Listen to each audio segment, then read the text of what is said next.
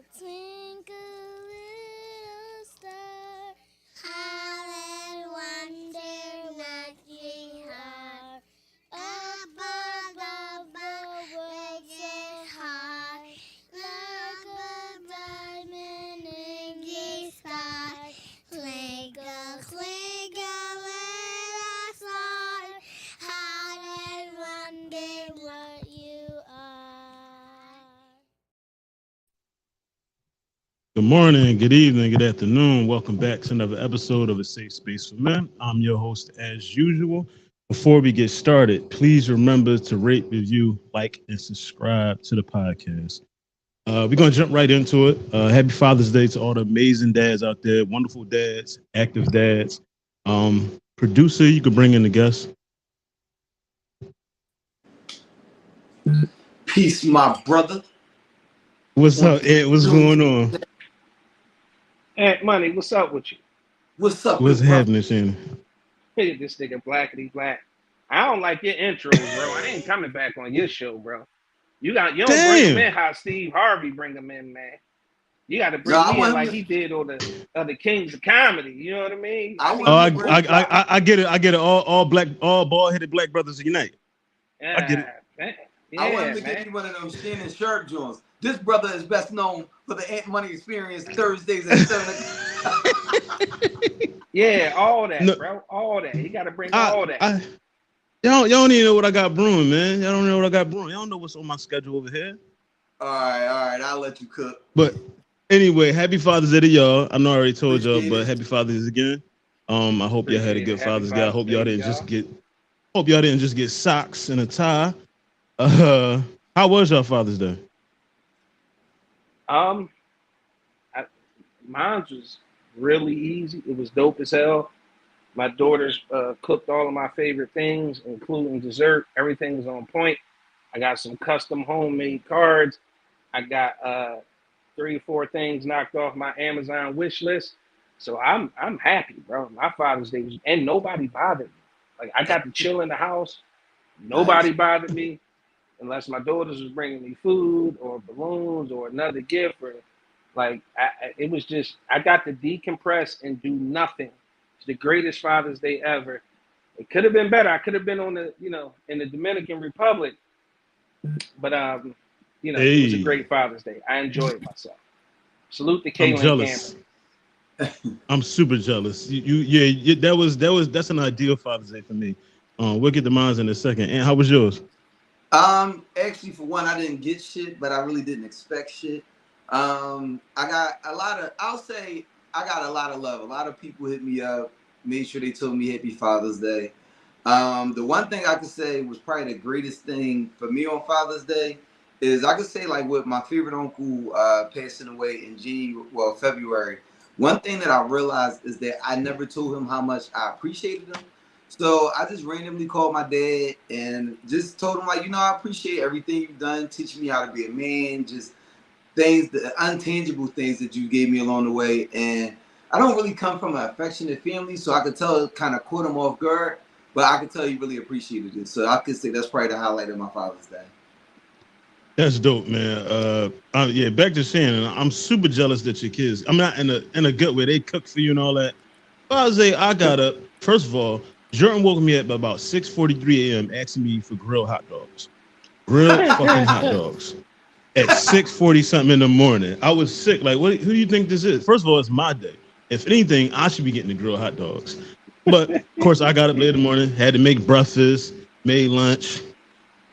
What did I get? I got like this little cooler thing that you put like beer in or like I guess cold beverages. I was kind of offended. Like y'all telling me I got a problem because like Yeah, y'all you basically are. just sit next They to my saying you a bed. lick, man. You a lick. Yeah, like I'm supposed to sit this next to my bed, and I got a rice cooker. Even though I did ask for a rice cooker, but and I'm thankful for it. But I keep getting these gifts that really directly benefit them. I got an air fryer 1 year. It's always things that like directly benefit them.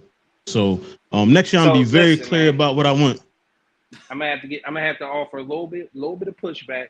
Warren, happy All right. belated Father's Day to you, the good brother. Listen, those type Father's Day gift, bro. Believe it or not, one of mine's, and it ain't get here yet, is an ice maker. One of them tabletop ice makers, right? That's But I'm gonna dope. tell you, I gotta tell you, bro, you gotta be grateful for that rice cooker and that air fryer because guess what?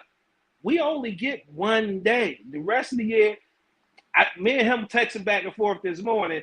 I'm like, bro, I gotta run out, send the video right now. I gotta run out. He's like, all right, I'm cooking breakfast, for my kids. I sent him a picture. I had the eggs Doing the same scrambling in the thing. pan. Wait, we doing the same thing, bro. So those type gifts, bro, that makes cooking quick and fast and easier. You got to be grateful for those ones, bro. For sure, you got to be grateful for those. No, yeah, for sure. I mean, I'm very thankful that they got me stuff. If anything, I mean, I'm pretty simple. I'd have actually been good with a card, but the fact that they actually, got me actual gifts, that was cool too. But again, next year I'm gonna be Man, very listen, specific. let me I'm tell gonna you mention that about Dominican Republic trip. Hey, listen, next year we should map it out, man. The whole gang go, man. The We got we fellas got to get on. our kids together, get all our kids in a group chat. They got to exchange information and then do whatever they got to sell, water, ice, cookies, whatever they got to do to get the money together for us to go to the Dominican Republic. Listen, man. Listen, how they expect us to make it happen every day, right? We expect y'all to make it happen for one day. Listen, Let me tell you about my breakfast right quick though. But For breakfast, I had fish and grits. It was mountain trout, the cheddar grits with the biscuits. Nigga, I was eating good in the neighborhood, and I had the Simply Made peach. okay, Bro, I was living life, man. Feet was up, shit. they just sent you some Hey, strippers, Warren, man. he here with me. And Warren right here with the nigga. You see what I'm saying? Kids just got to pay for the trip, Warren. They definitely ain't going, man. Fellas, we out Right? of here, Oh man. listen, no, they're not going. my daughter Yeah. graduates from high school next year, so she definitely gonna owe me a trip into the frustration I foresee in the near future. Um, so so before we get all the way into it, I forgot to ask y'all, how's y'all mental health, man? 'Cause that's normally the first thing I ask. Bro, I'm go ahead, Ant. I'm sorry. I'm actually in like a great place right now. I feel like this year has been kind of like up and down, but I feel like things are kind of regulating right now where like things are sort of working my way. So I can say I'm in a great place right now. Man, I'm gonna say I'm stressed a little bit, man. It's a lot going on, a lot of moving parts. Um, just waiting for stuff to play out, but I'm not stressed to the point where it's affecting me. But like it's just like it always feels like every day is something. Most people who take a shot at being an entrepreneur understand exactly what I'm feeling at this moment. It's like you have those days where life is good, it's the best decision you ever made, and then you have those lows where it's like, man, listen, this shit for the birds. I got to figure something else out. Like I'm tired of it. But yeah, it's just I'm in one of those ebbs and flows, and right now I'm down a little bit, just trying to figure it out. But it'll all pay off in the end. I just hate having that kind of and play in the background. But I love what I do, man. I love the access I have to my kids, the time I get to spend with them. So at the end of the day, it's worth it. It's just when stuff not going the way you expect it to go, you just feel it. You just feel that pressure, and I hate that kind of pressure. You definitely gonna look back though. Just tell Pop you need a brick and a half to get back on your feet. Well, and I'm starting to call you and let you know that's what I needed last night. Whoa! Wait. I don't understand what's going on with my reception. Yeah, nobody. Listen, the views and expressions of my guests do not in any way reflect a safe space for men. Hey, disclaimer out, so and we 10 minutes in. I will say though, you're gonna look back and be so happy with all the hard times and the hard work you put in once you get to where you want to be at. Just like anything in life, you know what I mean. So don't get too stressed out. And one thing I want to say about stress, I will say I don't. This might offend some people, but stress is handled better by men than it is women. Because I see a lot of women that go through things and they completely shut down, Violence. call out of work. They won't be doing anything, but I notice a lot of brothers, they be going through stuff and they still multitasking, they still taking care of their kids, they going to work, being an entrepreneur, painting the house, cooking for the kids, laying floor, like they're still busy and still finding time to manage their stress. So shout out to you for that. Yeah. Today I got a lot for y'all. By Ryan do not reflect those of Big Exclusive Network Yes, or his affiliates. absolutely, because I'm not about to be on trial for Rico. I think no, because listen, I think women handle stress remarkably well. I really do. Like, just like uh, Shannon, you got company? You got company or something? no. I'm good. I mean, no, it's just me. It's just me Yo. right now, bro. Like the girls are upstairs, and I'm gonna be honest. I think women handle stress remarkably well because shit. All right, let me just speak for me.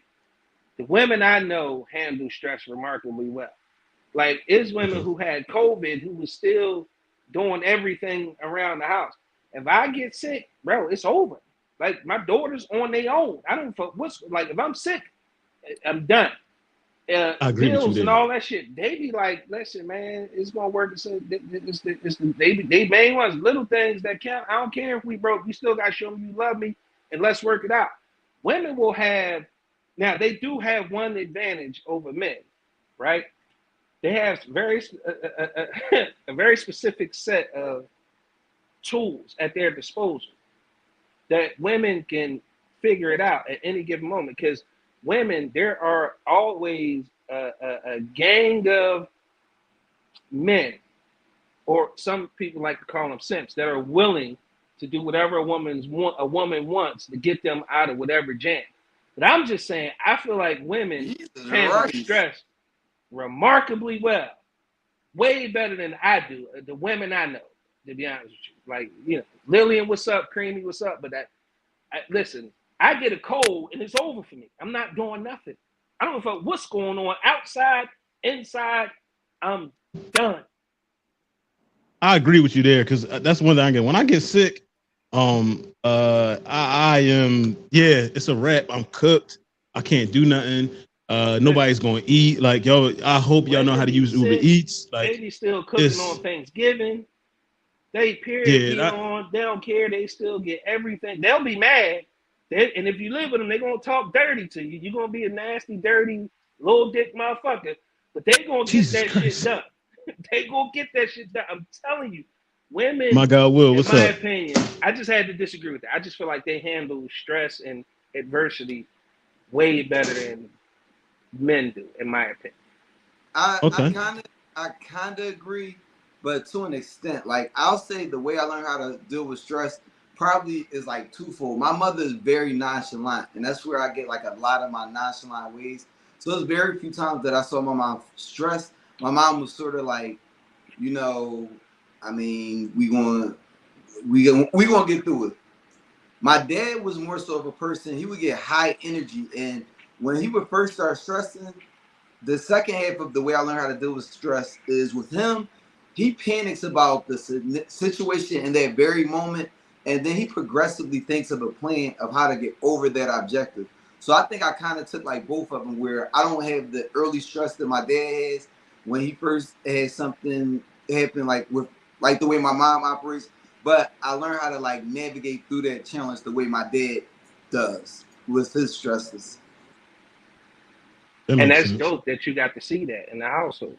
Like, I only got to I, see one side of that. No, I think sometimes. to Creamy's comment, I can't be chalant. I'm very nonchalant because I just don't be giving a fuck. Most of the shit we stress about in life don't be that important. I just happen to apply that to everything. Yeah, I think send me what you drinking. yeah, because I'm gonna I need think I mean it's props. definitely like so for me. I think like I don't never like even if I think I'm stressed, I never really feel it. Pause. Until like I really feel like overwhelmed. That's when I'm like it gets a little chaotic and it get a little heavy for me. So it's not for me. It's not no in between. They're like whatever I'm going through probably would stress out a regular human being. But then like once it becomes too much, then I'm just overwhelmed. Then I gotta like completely shut down, like take steps back. But That's also why is there a partially balloon because of floating that. down there? That's also partially because of the Blake experience. We If just y'all been see we've had so many adversities throughout the generations that we just deal with stresses a lot better than other ethnicities. all right, so today, I forgot this in my intro. So today we're gonna highlight a bunch of dads, a bunch of dope ass dads. I like to call them goat dads. A lot of brothers that I'm surrounded by, I'm friends with. Whether I met them this year, last year, or the last couple of years, a lot of them become family. But they just guys I see out here doing it and carrying it the way that they should. because I see so much out on the internet about like bad dads. Like that was the one thing that pissed me off on Father's Day. That women were taking an opportunity to take it a day to like take recognition or to take shots at their baby dad or ex-husband, whatever. But we don't do that on Mother's Day. So I really feel like when it comes to that, some women just need to shut the fuck up because like that's our day. And on Mother's Day, you don't see me out here, other people out here like, oh, you know what I mean? I can't be a mother no more than you can be a father. So Father's Day is Father's Day. The same way we chose who we was having kids with is the same way y'all choose y'all's having kids with. So you gotta look at yourself. I got a bunch of videos gonna play throughout the show. Some of them are a little long, but I wanted to like basically give everybody their time. You know what I'm saying? Give them their time because they're doing great things out here. What's wrong, Jordan? I got the balloon, baby. I'm working. And this is what I'm talking about. How many minutes we in? And Jordan has made an appearance. We like what, 15 minutes in? Jordan is going to make an appearance every time. Jordan and her balloon. Here, come get it. Jordan and her balloon. But yeah, I wanted to highlight a lot of the brothers is out here doing a great job. Just being dads. Some of them a couple of them are actually girl dads, which I can relate to. A lot of them actually got boys. So with that being said, we could play the first video. Hey everybody, I'm doing this video reply to a questionnaire my boy sent me. Hopefully I don't get too tongue-tied. I'm going to read them straight down as I sent them to my email, so I'm going to read them straight down, question to question. State your name. My name is Will Espinoza. My real name is Guillermo Espinoza, but everyone knows me as Will. I like people to call me Will because Guillermo is a really hard name for some people to pronounce. And I hate when they butcher my name. So to be honest, my name in English means William. How many kids do I have? I have 4 beautiful daughters and 1 amazing grandson. Man, that boy's growing fast. Tell us about your father and the impact he had on you. Or if your father was an actor. Okay, I don't need to read that one because my father was there. The impact he had on my life was very bare minimum. He was a hardcore alcoholic, and I grew up saying that he had two sons, me and a bottle of gin, and guess which one was his favorite one. So he barely paid me any mind. I grew up, my mother guided me in the ways I needed to be, my 4 sisters, and I had other family members and older cousins I looked up to and uncles. To be honest, when I moved out when I was 15, I was on my own since then. My uncle, Albie, God rest his soul, he helped guide me into the man I am today, if that makes sense. He showed me what it was meant to be more of a man than my father did. So he was my father figure, and I miss him every day. Tell us about your kids. Summarize what does being a father mean to you. I got 4 kids. My oldest she's a college grad. My middle child, she doesn't live with me. She's on her own with her man. I got a 19-year-old who lives in Bucks County with her mom. And a 17-year-old is about to be 18. Now, I got great relationships with all of them with the exception of my 20-year-old. That's a whole different situation. I would love to fix things. Being as though I'm a father, I will take all blame for everything. If it takes for me to have that conversation with her and just let her know that I love her, then I take total blame for everything. It doesn't matter who's right or who's wrong. All I want to do is hopefully one day fix things, and maybe we will, maybe we won't, I don't know. Advice to new or young dads. New fathers, young dads. It's weird because a trainer of mine came and asked me this question before he had his kid. And I told him this: no matter what we do for our kids, we're always going to feel like it's not enough. We're going to always feel like we should be able to do more. Just know this: if you're doing for your kids and you're in your kids' lives and you're there for everything, then you're doing enough. Trust me, a lot of kids grow up without dads. So if you are active in your kid's life, make sure you're there and make sure you listen. Listen to them. And I don't mean just hear what they say. Really listen to your kids, because they have different ways of reaching out to you. You just got to get the message. Would you want your dater dating someone like you? Oh, hell no. No one like me. No. I mean, the way I am now, my character as a man, sure. But growing up, oh no, I was a dog. I would not want none of my kids dating someone like me. But as a man now, of course, the way I am, I like to think I have a stand-up character. So I would love for my daughters to date someone with the same character as me, if that makes sense. If you had sons, are you the type of man he can mirror? I don't have any sons. For the longest time, I wish I did. I cherish my daughters. I've always wanted the son to have that football, that basketball, that boxing, connection with them. But I have daughters. I'm a dance dad, which is just as good.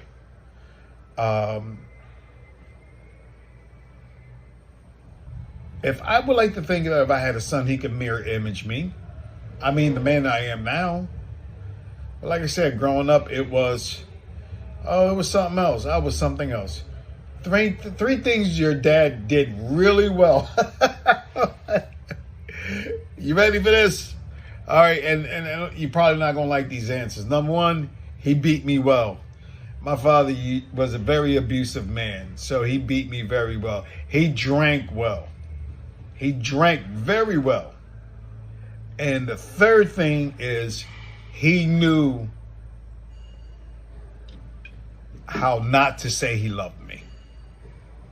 New fathers, to go back to that one question, if you got your kids, make sure you always tell them you love them. Make sure. 3 things you feel he could have done better. Talk to me. My father barely spoke to me. He was more the discipline, I'm working 9 to 5. I'm the head honcho. Talk to me. That's one thing he could have done better. Told me he loved me. I can never remember him ever telling me he loved me. And number 3, just been an all-around better father. He was a horrible father. He was a very horrible father. Those are the questions I got.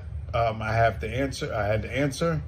Hopefully, my ranting and the way I do videos and get tongue-tied wasn't too much for you guys. Have a great day. Talk to you later. So that was my guy, Will. I've been knowing Will for I want to say 12 years now, probably longer. I met Will at the gym, actually, when we all used to go to Planet Fitness, when we were all starting our weight loss and fitness journey.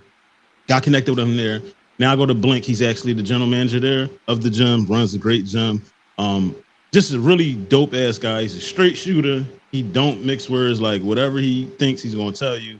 But we always had conversations about his kids. I see him online with his girls. He's always doing something with his girls. He's very involved. So, and I had approached him a couple days ago, hey, I'm doing this project for the podcast, and he didn't even think about it twice. Yeah, I'll do it. Got the video to him. He actually was crazy is he actually was the first person to get the video to me on time. So shout out to Will. He's a girl dad. So I got a few takeaways that he said. He took accountability and he's willing to do whatever it is to fix a relationship with his daughter. He clearly doesn't care who's right or wrong, which that is definitely important. He put being active and present, and I also love how honest he was about his maturation process of him as a younger man, as him as a grown, fully blown man now, compared to back then. So yeah, what did y'all think of this video? I thought it was dope. I thought I love the transparency about himself. I love the way he spoke on his dad and what he didn't what he didn't get from his dad, not liking it, and seeing like ways that he could change that as being a father. And then also, I just love him appreciating the man that he did learn his values from. Yeah, one of the things I took away from what he was saying, I agree with Ant. I love this transparency. I love this honesty. But that whole thing about, you know, uh, for a long time wishing, he had a son. Uh, it's weird because I didn't feel like that prior to these last couple of weeks, to be honest with you, as Father's Day was approaching.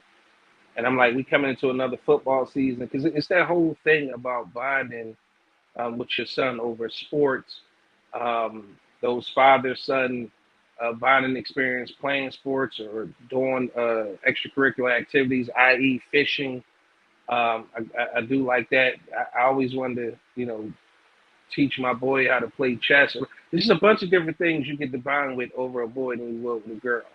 But at the same time, I love the fact that he overcame that and he's making an effort to be a father, even with him having a rocky situation with one of his kids.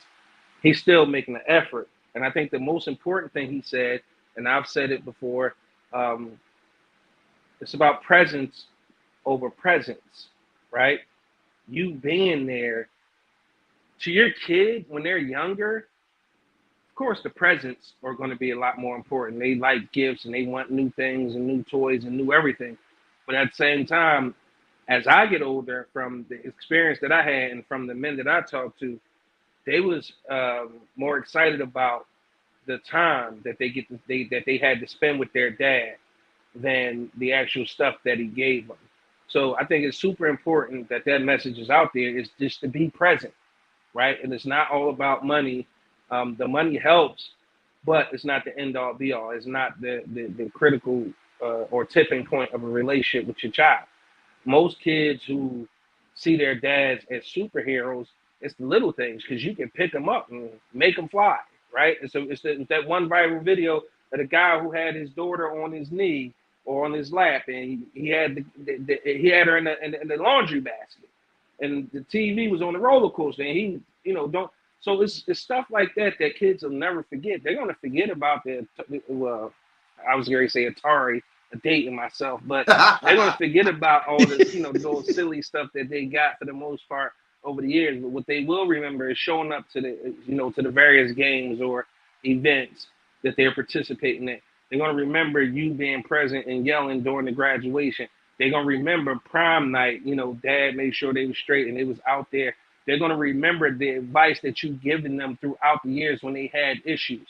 So just be present in your kid's life. You could be a superhero and be broke at the same time. Now, I don't suggest staying that way. Kids are expensive.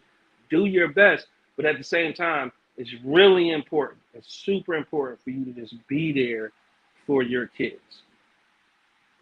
Yeah, being present. That's super important. When I think about like the gripes I got with my dad, it has nothing to do with money. Like nothing to do with money and material. It's all about like me learning how to do a tie my own, me learning how to shave my own, things like that. Like the things that cost $0. So being active is definitely important. I'm gonna ask y'all some of the same questions. Well, I know both y'all. I know Shannon, you got two girls. I know Aunt has a daughter. Uh, so I guess I'll just ask, tell us about, your father, impact he had on you. If your father wasn't available, how did that make you feel, So Shannon? for me personally, I would say I had a part-time father figure in my life. Okay. Um, and personally, I feel like he was great. It's just that we had to share him with three other families. So that's why I Okay. always say that presence piece is important because the most memorable, the things that are most memorable to me when it comes to him was him being at the graduation, baseball games, softball, football. Like when he was able to come, right? That's when those are the things that I remember. How proud he was to see me score, whether it was a layup, a dunk, or a touchdown, or get a sack, uh, double, triple, home run, whatever. Whenever he was there to see him, it gave me that extra confidence, that extra boost, that determination to show up and show out for him.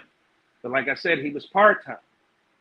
So that inspired me. It gave me that fear because the things that I felt growing up when he said he couldn't make it, or he said he could and that he'd be there and never show up, those feelings have, or that trauma has, I've carried that with me throughout my life.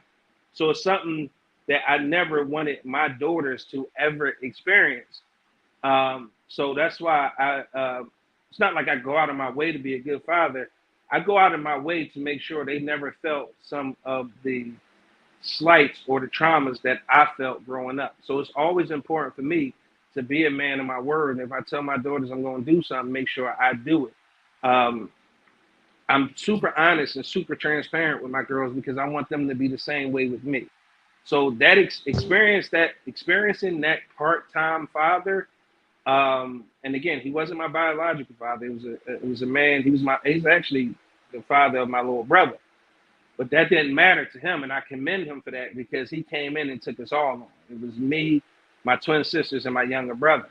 He didn't have to do anything for us, but he came on and took that role and made sure that we was okay. He gave us things, but again, another memory is him taking us to FC Curveback on the weekends, and at that time, all the doors for all the cars were unlocked. So we just got to run around the dealership, jump in cars. Yo, this is my car. This is my car. And then it was ice cream. I'm sorry, it was dinner, and it was fast food too, because we never got to eat fast food. My mom always cooked. So having fast food for us was a treat. So I looked forward to getting that treat and then getting ice cream after that. So, that trauma that I carried with me for all that time made me want to make sure that I was present for my kids in every way possible. Yeah, I definitely. I ain't gonna lie. That's a lie. I don't. So I mean, I would say like my dad. I always knew he was since birth, but he just didn't do his job. So it's not like a matter of like I don't know. I think I would have much rather he just not been present. You know what I'm saying? Like he was like in and out. But like that take I ain't gonna lie, that takes a lot. Like you gotta really I would have to grow a lot if my dad was like in and out. Cause like that would to me that actually be a little bit more painful than him being active but not physically like directly doing things. You know what I'm saying? I'll do I you think one about better, like real but quick. My biological father walked past me almost every day, Damn. knowing yeah, I that's was his son, wild. That's knowing wild. I was his son. That's That's fucking wild. crazy. Like yeah, that's wild. Like I can't. Yeah, I don't. And I know, like of course, like the '70s and the '80s, even the '90s. There's different eras than it is now, but I don't ever see like a situation where I could do that. You know what I'm saying? Like I see my kids, like I see myself. And I've experienced enough as a kid to know, like you said, you want to do certain things and make sure your kids don't feel the same pain you felt. When you said like having them show up to like your games and stuff like that, my dad, he's never been to a football game, a basketball game, or nothing. He's never even watched me play PlayStation. So like we talking Wow. about like people showing up, like no, like it was none of that. When I give him my commend him, he taught me how to fight. Like my dad is in the African Martial Arts Hall of Fame.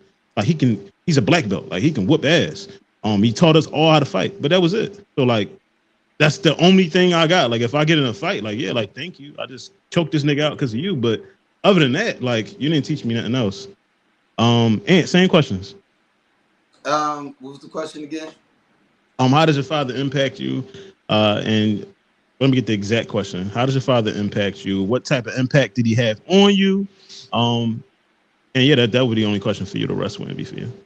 So the impact I would say my father had is just teaching me how to be a man. His biggest thing when I was growing up was teaching me how to run a household. So when women be sitting there and they be having their conversations about, well, men don't do this, men don't do that, they're not toward this. I don't share that same experience. My dad has taught me a little bit of like electricity, plumbing. I'm not much of a cook, but I mean, outside of that, I can run a household. But he was always really tough on me, and I didn't understand as a kid. Like I remember, there was a lot of times on the weekends I wasn't going out playing with my friends on the weekends. A lot of times I would be getting up early, going with him, working on my grandmother's apartments, and I hated that shit. But when I got older and certain friends would have issues, it made me feel good to be able to say, well, if you do this, day, and the third, you can have this happen. Or one of my friends, he recently had an issue with the house that he's getting renovated. And I'm like, well, you know, you could do this, day, and the third, but I wouldn't have that knowledge to apply to the situation without him. So I say that's some of the biggest impacts he had on my life. That's dope, man. I do remember you That's telling me dope, about man, how for he used to sure. always drag you out the house every weekend. I used to be sick having to Yo, get up. I I mean, as a was, kid, you don't want to do that. I mean, it would be like, and I'm talking about from like 8 years old on. I would get up, he would wake me up at 7. We go get something to eat, go to Home Depot. We would be working from like literally working from like 9 o'clock in the morning to, I mean, it's been a couple times, it'd be like 9 o'clock at night. And I come back in the house and my mom would be pissed. He's a kid, you're not allowing him.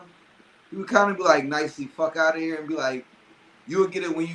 He was like, he would always say, when you get older, you understand. I used to want to go fuck you when I get older. I want my time back now. But as an adult, I really do appreciate it and I do understand it. So I got a similar story. So my first job, actually, I was getting paid to do it, but my first job. So my uncle Mike, who actually was like, he kind of took on. Well, my uncles. So it's kind of weird. No shade to them. So all my uncles kind of took on like being a father in my life because we all was in the same house. They weren't necessarily that role with their kids, but I can speak to the fact that they actually were like the father figures in my life. My uncle Mike was like the lead. So my first job was actually working on roofs with him. I was like 13, 14 years old, working on roofs with him. Obviously not laying the tarp down there, but just carrying stuff up the ladder, which at 13 or 14, you climb in 4 or 5 story buildings. Like that's fucking terrifying. I got paid to do it, but again, that same feeling, I was just like, man, at the time, I think I was getting paid like 60, $70 a day. And at the time, I was like, yeah, it's good spending money. But I was like, man, fuck this. Like, I'm 13. I want to go home and play Matt and be with my friends. Like, I don't have no bills. I don't need these $60. But again, he was the first person that taught me that to never be sitting down at a job. And I think up until the airport, y'all know, but up until that job, I at any job I ever had, like even when I had a break, I would never sit down like while I was on the clock. It was just something that he instilled in me. Those I guess just like those morals or whatever. So but talk to me about your kids, and you can start with CC. Oh, it's funny that you had that lead into what you just said because I actually had to have that tough conversation with my daughter recently. Now, she works Okay. at a store, and one of my best friends happens to be her manager. So my friend was Okay. coming to me like, "Yo, you know, when she first started off, she was dedicated, she was on point. Now she getting lazy. She did stay in a third." So I called her actually for a joke, and she was like, "I only put your daughter on the schedule for like one day next week," and she felt bad, and I was like, "And there's nothing to feel bad about. From what you've been telling me that led up to this point, that's exactly what she deserved. Don't take it lightly on her just because you know her. Treat her like you would treat your other employees." So I called my Yep. daughter and I told her like, "Hey, you only got one day last week," and she was like, "Oh well, nobody told me what I was doing wrong." I was like, "Cece, it's retail. Every retail job is the same. When you are not helping customers, you're cleaning, you're restocking." And before I could even get the words out my mouth, her mom had finished the sentence. She was like, "Yeah, you cleaning, restocking." She was like, "I'd be folding clothes and stuff like that." She was like, "I used to work at Old Navy." So I'm like, you can't sit here and tell me you don't know what's expected of you. But I had to have that tough conversation with her, and I didn't sugarcoat it. I mean, she left that conversation in tears, to be completely honest. And I was like, honestly, if I don't tell you these things now, and her first reaction was, "Oh, I'll just quit." And I'm like, all right, you can quit, but you would be dumb to quit for one because you have a manager that because of her relationship with me, she's telling me these things. You could go get another job, have the same issue, and not know why you only get one day on the schedule because the next manager might not be that easy to work with. But I'm like, these are things that have followed your entire life. I was like, at my job now, there's moments where it's downtime. Like right now, I know that there's downtime. I have to find other things to occupy the time, but also I know what's expected of you. You know what's expected of you. So I mean, that was definitely a different conversation. And I at first I was like, damn, that was a little tough, but at the end of it, I know that was a lesson that'll take her a lot further. Absolutely. Absolutely. Absolutely. Yep. Yep. Shannon, talk to us about your girls, man. You're entrepreneurs. That So too. yeah, um, again, a lot of what I do with my girls stem from trauma from my childhood. Okay. and just ignorance and not knowing a lot of things. I was ignorant to a lot. No one ever told me that you could own a business as a black person or as a black man. I didn't understand that until later on in life. And I call them rabbit holes. And once I go down certain rabbit holes and I figure stuff out, I'm inspired. So for me, what I wanted to do with my daughters was to let them know all the options that are available to them. Because I think exposure for my daughters is more important than anything. Like I try to expose them and say yes to everything, simply because you never know what's going to inspire them, or what that spark will be that's going to inspire them to step into whatever it is they want. And you mentioned entrepreneurs; they both are entrepreneurs. Cameron has a little exclusive bakery. Um, Check social media; we'll be doing some pop up soon. Follow at Big Exclusive. And also, she wants to do a cooking show.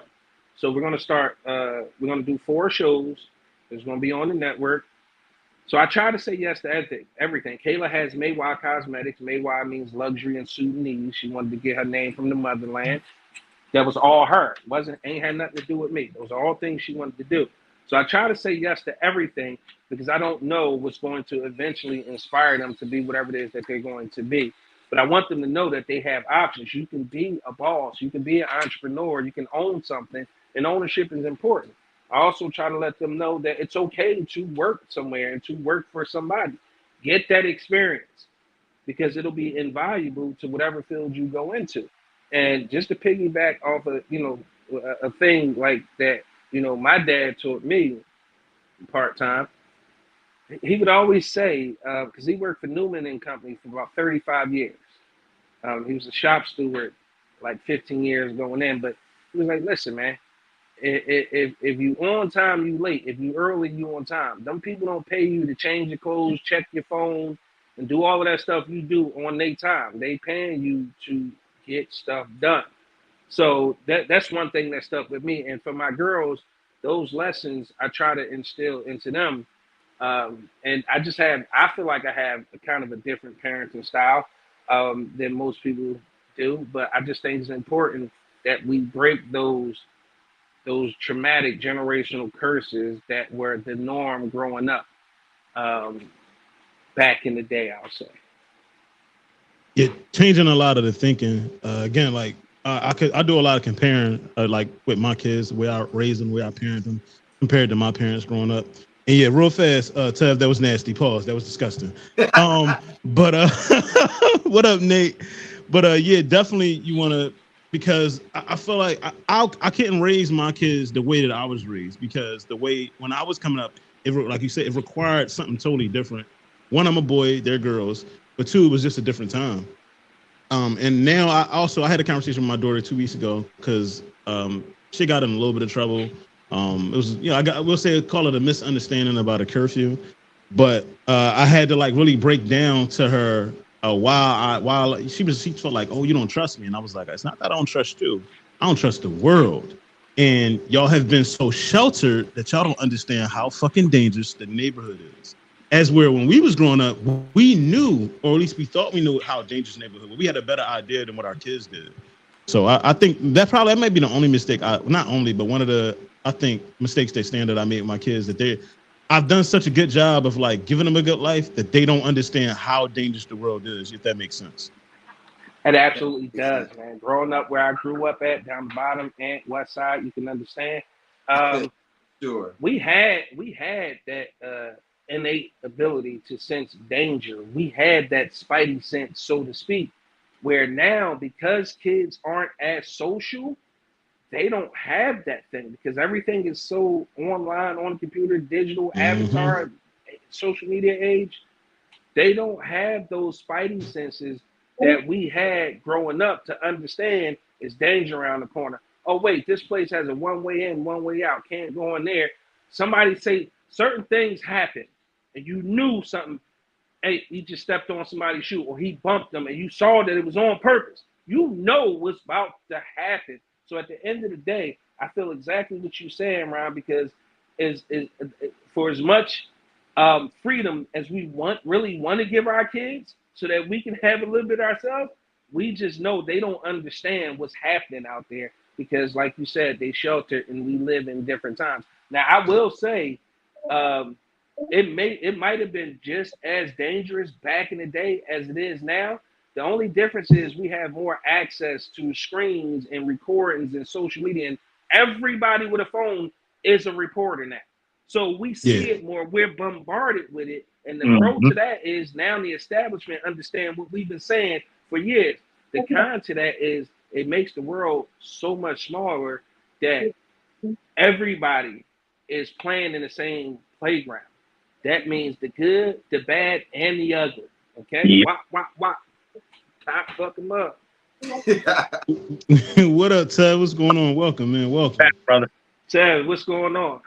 Good, man. But Big Exclusive, you had a good point there about like the whole sheltering thing, because yeah, like because of course we want to be open and honest with our kids, right? So I've told, before I even had kids, I always said like I'll never lie to my kids about anything. Like I don't care Right. whatever it is. If they ask me, they gonna get a straight answer, whether they understand it or not. So like I've had conversations. Like I have two daughters, an 8-year-old and a 4-year-old. They ask me a question about anything, and I just give them the answer, and they're like, well, "What does that mean?" And I just keep explaining it to them until they can get to it, until I can like get through to them. But at the end of the day, I'm like, you're probably not gonna remember this because this doesn't impact your life right now.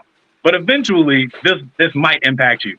But at the same time, like you said, they're not in the same types of danger or situations that we were in when we were growing up, or around the same types of people because we got them out of that. So it's like they like I can tell you the stories, but until you go through it, like you don't get it. That also gets a little tough though, because Yeah, I've been in a situation with my daughter's mother where she's been like dead ass wrong, and I'm like, I can't tell you why your mother is wrong because I think it's inappropriate to tell you at this time. But I mean, I've had moments where her mom has told her shit that she absolutely should not have, and sometimes you can deliver a story a certain way and leave important descriptions or items in that story that change the narrative of it. right. And I would feel like that would happen sometimes. And it's like, that's what she told you. Can't tell you what really happened right now, but when you get older, we'll have a conversation. But I just think that it's a little tricky with telling your kids everything. Yeah, so like I said, I tell them I don't give them all the details. I tell them the truth, but I'm like I'm not gonna give you. You're not gonna understand all of the I nuance. respect So I'm like I'm not gonna give you all the nuance, the context and nuance. That'll come later. But at least like because like me and her mom are divorced, right? So they're like, well, so they're like, oh, well, you guys are divorced. Sometimes we're with her, sometimes we're with you. Yes. And like you and mommy talk all the time, and not all the time, but we talk routinely. Yeah. Why? Because we have you. Like, what do you mean? Why else would we talk? Right? right. Right. Like you're both in elementary school. That's why we talk. You and mom are friends? Yes. So you don't love each other anymore. Not like that. I have love for your mom, but you mean your mom don't want to be together anymore. We both made that decision, we both walked away and we're both good. Like and they're like, well, why don't you love her like that anymore? A lot of things happened in our marriage and we don't love each other like that no more. We grew older, we grew apart, things happen. Relationships fall apart sometimes. It's fine. And I just left it at that. I'm like, I'm not giving you all the details about what happened because nobody knows what happened outside of me and her. I never told anybody. So I'm like, I'm not gonna give So y'all all of those nuggets because what for? Like, I don't want you looking at your mom different. I want you looking at me different. It's like all you need to know is all you need to know is the end result. We're not together anymore. We're cool. There's no beef. There's no me talking bad about her. There's no her talking bad about me. That's all that matters. Bro, that's super so important. I want young fathers and young mothers to take what he just said and take heed. Like, use it. When you start degrading another parent, or if I'll put it like this, if the custodial parent or either, it don't matter. When you start degrading the other parent, that eventually backfires on you. The Yeah. most important thing a kid needs to see is that no matter what mom and dad go through, it's about them. Okay? You want to make sure you setting the example because those things that they see and hear, what do you think happens when they get old enough to have relationships? They repeat exactly Yep. what it is they see. So it's important not to badmouth the other against the other when you guys need to be mature enough to work out whatever differences that you guys have. And I know early on it's hard when you young. I understand it's hard when you're young. But if you truly love your kid like you say you do, you'll eat that, whatever the case may be, and try to do what's best for the child so that they don't grow up with that mentality that things are supposed to be this way, or it's okay to gossip about mom or dad, or disrespect mom or dad. Like, take heed to what Tevin just said. Don't do that. Make sure you show nothing but love. And if you have issues, try to have those issues private. Right. And then like like I said, in my situation specifically, it was like, all right, I have the same, like, this is my ex-wife, mother of both of my children, same person. So I don't really have, like, it wasn't a thing where we were out of wedlock or anything like that. So anybody that says something about baby mama, I'm like, she's not my baby mom. That's my ex-wife. Like, I'm not putting her on that level because me and her, like, no, I still owe her that level of respect because she still made me a father, right? Like, at the end of the day, we were partners in that. Whether we're partners in life now, we still were partners in that, and we still have them to grow up and raise. So I'm like, I'd never let anybody call her my baby mom. You'll never hear me call her that. Like, nah. Respect, Yeah, so bro. I will say y'all definitely is dropping some knowledge here, but I come with the violence. I tell my kids that they their moms from stinking bitches. But no, on a real, like, all jokes aside, no, that I will say, because my three oldest, I got a 20 and 18-year-old. I can't be around for that kind of violence. Gabby, happy birthday, Gabby. Gabby actually just turned 17 2 days ago. Yeah, 18th. Happy birthday, Gabby. But now that they older, and I could speak, my oldest daughter is 20. She's gotten to the point where, like, she's found out the truth about stuff without me even saying anything, and like she'll like tell me, like, you're a fucking liar.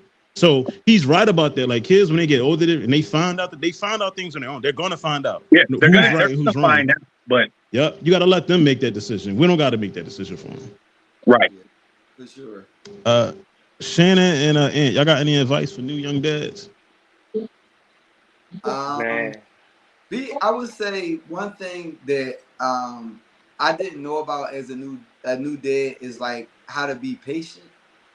Because it took me a long time to realize that I'm not dealing with the same person prior to the pregnancy.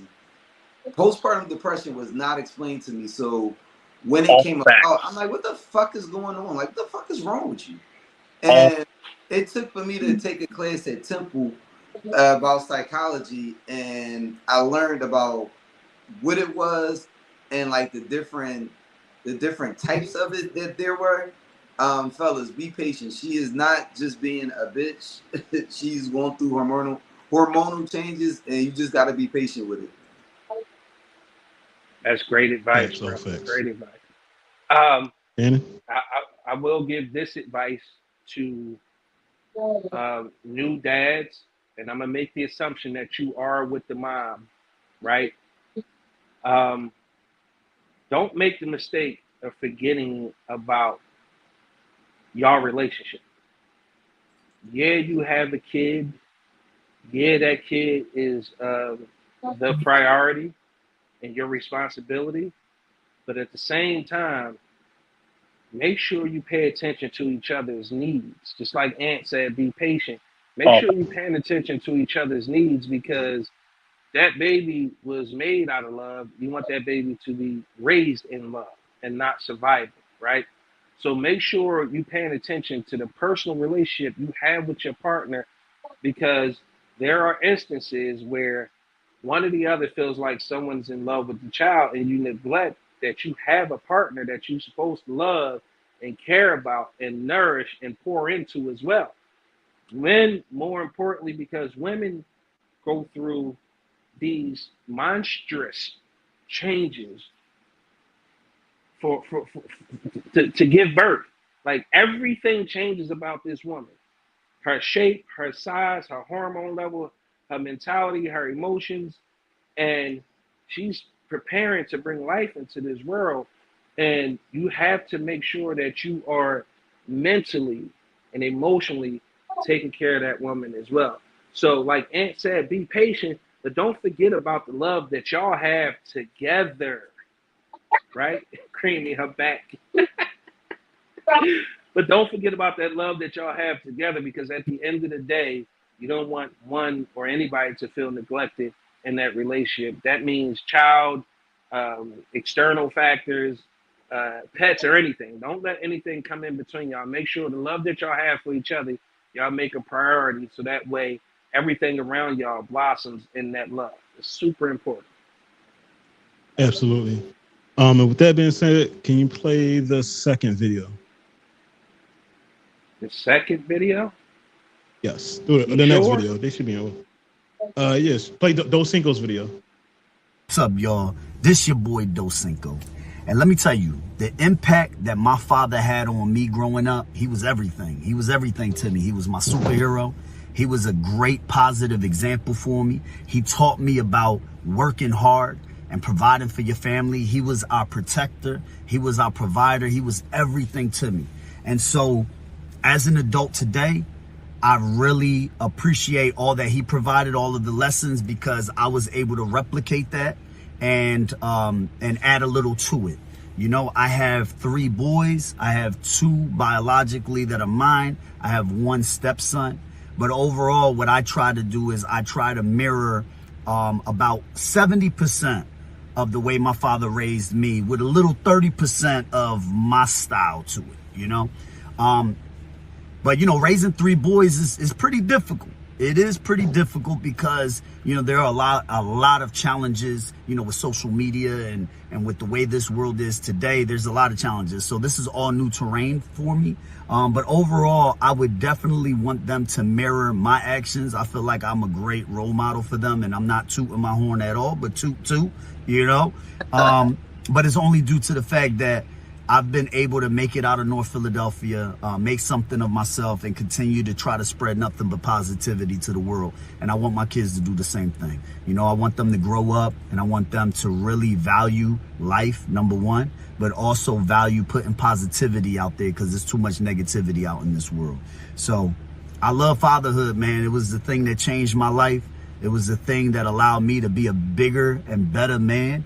You know, because I knew that I had loved ones or young ones that are looking up at me and seeing all of my examples, you know. So thanks a lot, Phil. I appreciate you, you know, allowing me to, you know, bless you with my presence, you know, and I really do appreciate being on your podcast. Talk to you soon. That's my guy, Dos Cinco.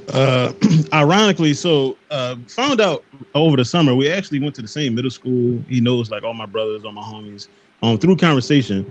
But I like to call him Mr. Positivity. Like, he is probably, at least of people I follow, he's like the most positive person I follow. He's always posting something positive every day. Literally grew up in the same neighborhood. He got out of Philly. He lives a really good life now, but he's always doing something in the community. Whether he's he recently was part of opening up, I forgot the name of it. It was like this little miniature golf course down by the water, by the river. He was part of that. But he's always doing something in the community, and I think that's really dope. And did he find time to do that along with being a father to 3 boys that as he's mentioned. I'm super proud of you, brother. Like, you know, just coming from where we come from to actually making something of yourself. You know, not choosing to be a drug dealer or a killer or a rapist or whatever. You know, you see people, or being on drugs. You see that a lot. Yeah, I see that now with that wonderful project that they did where they cleaned up K&A. They advertised that, you know, we cleaned it up. They're in the neighborhoods now. How do I know that? Because I am in the neighborhood. But I'm super proud of him. I love how he pointed out how fatherhood changed his life. A quick plug, I got to plug his podcast because he has a super dope ass podcast called the Dos Cinco Project. He's had guests from Danny Garcia, Oskino, Alex Vasquez, who's a big time realtor in Camden. And also, Shannon, you know, he had Mel. She's on there. She has a podcast as well. He's had her on twice to promote her podcast and talk a whole bunch of things. So check his podcast out. He's a really good ass dad, man. I mean, I just, you know, I wouldn't have him on if he wasn't, and I'm just glad he graces with his presence. Yeah, his Instagram is on screen right now, so if you guys want to follow him, the Instagram is right there on screen. Go show him some love. Yeah, he had a video that went viral over a couple months ago where he did, you know, the John from American Gangster, where you like put the club soda on it, whatever. You don't talk to me. Take them sunglasses off. He redid that with his boys, and like the John went crazy viral, like over 1 million views. Like, people were on there commenting like, how does this light skinned guy sound so black? Like, some people I guess never saw the movie, But it was so funny. Like, I mean, they did a really good job with it. So check that out, man. Again, just a super dope ass dad, man. Super committed. He's always doing something with his boys, whether he's out riding bikes with them, takes them play. Like, that's the stuff I like to see. You know what I mean? It's all positivity. So That's back to alpaca. You gotta y'all. blotch that shit. Say that again. That's alpaca. You gotta blotch that shit. Yeah. It was funny as hell when I first saw it. It was funny as hell. Like, you gotta look at the comments. Like, I guess it's really people that never saw the movie. They was really thinking like that was him, like that was his voice. So it was funny as hell. He was not no Denzel, Um, right? listen, you'd be surprised, bro. Like, So these questions I'm going direct because Tev, you got a video coming up where yeah. I believe you answered some of them. If you didn't, just jump in. But Shannon, would you want your daughter dating someone like you? And be specific. I would say yes. I think that overall, I'm a good guy. I come with good intentions. I'm a protector. I think that I'm a provider. I wouldn't have an issue with my daughter dating somebody like me. Yeah, Shannon? I'm a second that. Again, it's easy for me to sit here and say that. You asked the, I would say it's more important to ask the women that dealt with me whether or not they think, you know what I mean. But left to my own opinion, yeah, I think I'm a really good guy, man. I think I'm considerate. Um, the only thing I sometimes that gets away from me is um, I get so deep into my own thoughts that I lack being an effective communicator sometimes. So I need to learn how to communicate better and kind of give myself some grace. But that's that's one kind I believe, or one knock against myself, is that I'm an overthinker. But for the most part, I feel like I'm encouraging, I'm supportive, I feel like I'm considerate, I have ambition. Like, so absolutely, I would definitely want somebody or my daughter to date somebody like me. I think for me, I would say like this version of me, absolutely. The younger version of me, I would say between like I guess 24 and under, maybe. But I'll have no problem saying I probably was more of a simp then, but I was also only in one relationship at the time. So like I was more of like, you young, you in love, you ain't experienced nothing, you know what I'm What saying? is a But from simp? like Like, I was more I of a mean, I simp. just was Yeah. like, I'm not really a simp, but I probably actually was a good guy. I was the person I was with. That was my ex-wife. I was making, doing everything, make sure she had everything she needed. Um, just being a good guy, but also not paying attention to the red flags, not really being aware. But from like 25 or 26 to like 33 and a half, yeah, get out the way. Don't come near me because I was out in these streets.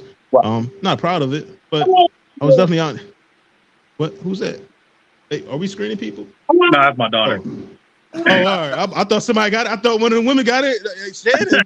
Um, That's my make daughter. sure you screen. No, my daughter's working on art right now. Oh, all right. That's dope, man. If you had a son, Okay. are you somebody that he can mirror? I think so. Shannon, Um, you? I th- I think one thing that I would want different from my son is that I would teach him, and if you know me, I have a bunch of guy kids. So one thing that I tell my two godsons, both of their mothers, I tell them like, cut that he not allowed to cry because he's a boy type of thing out. Because I've realized that over the years, it made me a lot more aggressive and harsher than a person than I should be. And then also I express the importance of them like talking through problems and expressing yourself. Like I remember something happened and my godson was upset and I was like, it's okay for you to be upset about that. That's something that you should be upset about. I would think there's something wrong with you if you were not. So I think I would dive more into like showing my son affection so he doesn't have to learn on a curve growing up. But Yeah. I would say I would want a son to be just like me. Yeah, I would second that. And the same, my answer would be pretty much mirrored to yours. I would only add that caveat that Ryan added, this version of me now, today, with understanding, emotional maturity, and understanding my manhood versus what the perception of society has as manhood, especially as a black man growing up in America. So yeah, I would hope that my son would mirror this version of me and be more and be a better version. To be honest with you. Yeah, I think that both of those are really good points because one, like on what Ant was saying, a lot of the like, of course, the whole we can't cry and all that stuff. That also taught us to not have like because we didn't believe in crying, we were taught not to cry. We lacked the empathy when other people did cry. We looking at you like, why the hell are you crying? You ain't supposed to be crying. Get Yup. your ass up. You ain't hurt. Get up. Because that's what we were taught. Like that's how we were raised. So then, like our response all the way up until we become adults is just get up, push through, keep it moving. And then when people were like, "But I'm actually hurt. I'm upset," and all this, you're like, "I don't understand why. Get over it. Move on." And I it's like, still have a big problem with. I have a big problem with it because I look at like, when women that you're dating confide in you on certain shit, and I'm just like, that's little shit. Why are you crying about that? X, Y, Z. Because I'm very problem solving oriented. I might complain about an issue when it comes up in that very moment, but my next thought is already how we getting past it. yeah. But also So another thing, I wouldn't mind having a son also go through the same challenges that I had because I remember, as a child, you're kind of walking through life kind of blind and learning to go on. But like I think my early 20s is what built me to be the man that I am today because I had a lot of things that happened during that time frame. I'm a young father. I'm in school and I'm finding out that the dream that I was chasing at that point, 16 years of school, well, 17 years of school, I can't be there. So it took for me to face those adversities to see what progressions do I have to make myself secure and stable because my parents can't do it for me no more. At this point, I'm out the house. I'm figuring out life as I'm going. But I think those things help define me and make me to be the man that I am today. So I think it's important for every man to go through that. I think there needs to be adversity, but like, I mean, like we talked about, there's always got to be that fine line. Like, I need you to know how to get over things and get through things, and Right. not just hit a wall and be like, I don't know what to do, so I'm stuck. But at the same time, it's like, all right, you can't let that break you down, but you also need to be allowed to go through emotions. You need to be able to Right. have those emotions and be like, all right, cool. I had the emotions. I'm upset. Now I'm calmed down. What's next? How do I get over this? And then you start your process, right? Which makes sense. And on the relationship thing and the partner thing and the empathy thing, I've learned in my past relationships, I have to ask when you're venting, do you want me to? Are you just wanting to vent, or do you want me to help? Because Same problem. like you, my first thought is to help and problem solve. And like, every time you bring me something, I'm already thinking of a solution. Sometimes they don't want that shit. So like, I would sometimes stop like people like, yo, which one do you want? Do you want the active listener or do you want the problem solver? I would say real quick salute to all the emotional maturity happening right now. And I just want to say this to the ladies who are currently raising boys or young men by themselves. Um, with all due offense, please take it.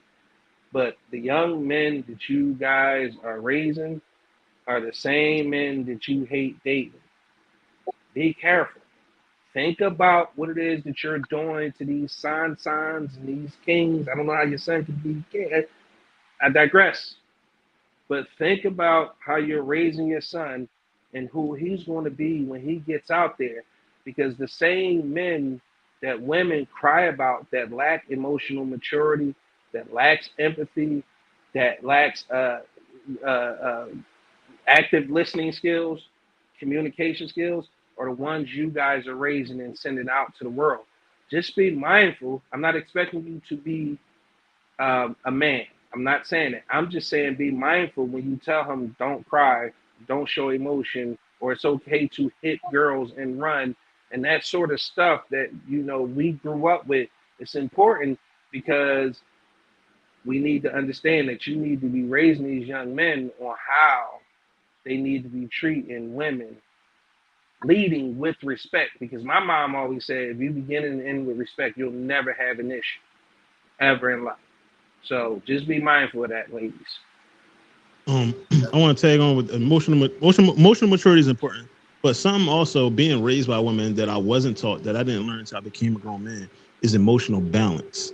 Because Yes. women don't have the balance; they don't know how to balance their emotions. So a house full of women raising a boy to be a man, I wasn't brought up with that. So I had to learn that on my own as started to become a man, became a man or a young man in my 20s and in my early 30s and so on, about the balance, about knowing how to control your emotions.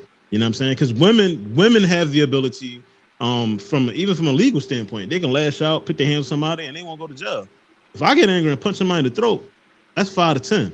So not being able to at least have someone that teaches these boys how, and that's what the problems. The tag on what Shannon just said, I think that's part of the issues we got, which is a whole nother conversation with crime in the city and stuff like that. These boys is being raised by women, not being taught how to fight, not being taught to fight, not being taught to walk away, not hang around the wrong people, and not having that emotional balance. I think that's really important as well. I think for a single mother, not Talk that to I'm them. telling women what they should do because I'm not a woman or a single mother, but I think one of the greatest examples I I think see. Dan ain't. I think Aunt dating a single woman, single mother. What? I'm not. I said I think Aunt dating a single mother. First of all, I'm not Would answering he any be would he like be dating a married one? Oh, what the Big man, fuck we kind of live. You can't be question. having. But no, I remember I had one of my homies, Nate. I'll never forget. We were at a cookout, and his son was running up the street, and he's a single dad. His son was running up the street, and he tripped and fell. So he was like, "Hey, get up." So his son got up and he pulled him over and he like brushed him off. He was like, "All right, you good? You're not bleeding. Come here, give me a kiss." Gave him a kiss and like kind of sent him on his way. And it was like one of the most mind fuck things I've ever seen.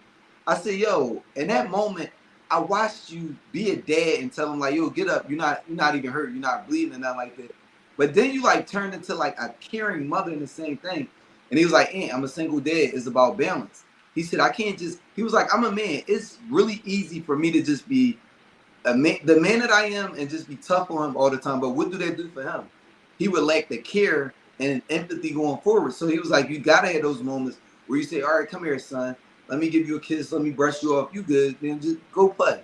And I was like, yo, I thought that was very deep. And it taught me a lot as a parent. Just, I mean, not being a single parent, but that balance is really important. And it's easy to just lean heavy on one side and Yep. not give your kid that balance. But you help the kid be well better off if you have that good balance. Yep. And then, like you said, being a single parent, like when you're together, so like with me and my ex, so like I could be one and she could be the other all the time. And then it's like, boom, balance because you got both of us here. But now that both of us are alone, it's like now we both got to fill both roles. Right? Yeah. So I'm like, fuck, now I got to learn some shit and unlearn some shit because I was ready to be aggressive and disciplinarian all the time for the next 18 years. And I don't have an option now. So now I got to like, okay, I got to understand that my daughters have big emotions. Like my 4-year-old, man, I swear that she could be a Disney actress. Like all the emotions, all the time, randomly. Right? like But but Jordan. we were sitting in the food court earlier after leaving the zoo, and she's just laughing for no reason. Like she's eating a pretzel and just starts dying laughing. I'm like, what's so funny? There's something so funny, and I just can't tell you. And she's just laughing for like a solid 3 minutes, and she just goes back to eating her pretzel, and I'm like, what just happened? but you know how something you just said was so important, and you just went over it so fast. But I think it's important to point out the fact that you were mature enough to understand that things change and you can't be that way all the time needs Mhm. to be highlighted because a lot of times when whether you go from being a single dad, I mean, to whether you transform into a single dad or a single mom, that other person isn't there anymore for that balance. So you have to recognize the fact that the things you did when we were together, you can no longer do because she needs balance from you and Mhm. she needs balance from the other parent.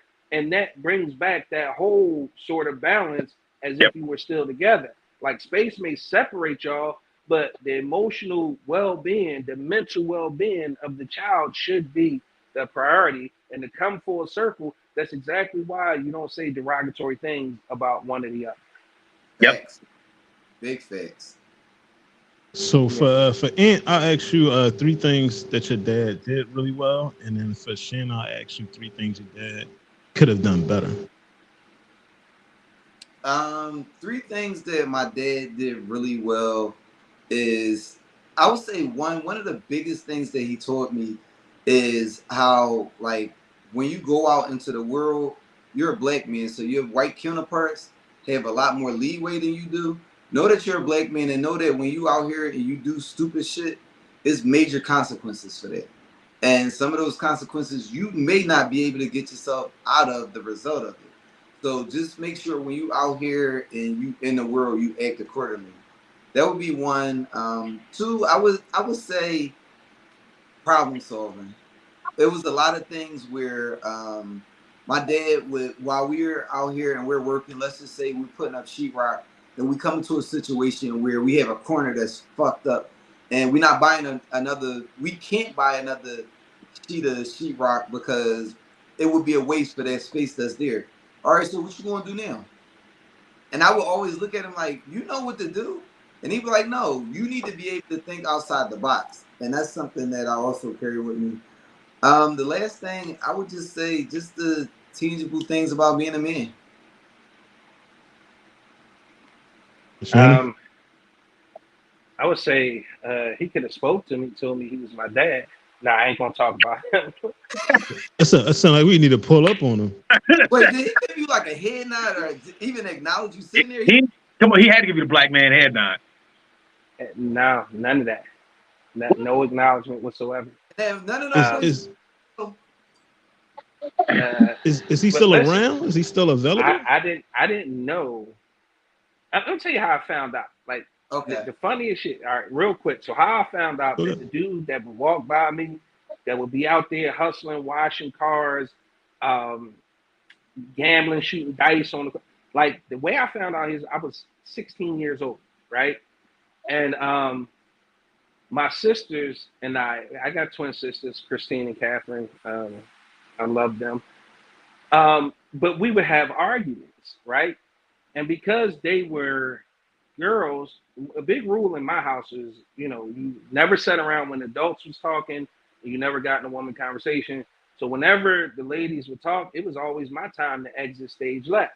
So where they hung around my mom a lot more and her friends, Oh, Oh. they they got had all the information I fucking didn't heat. have.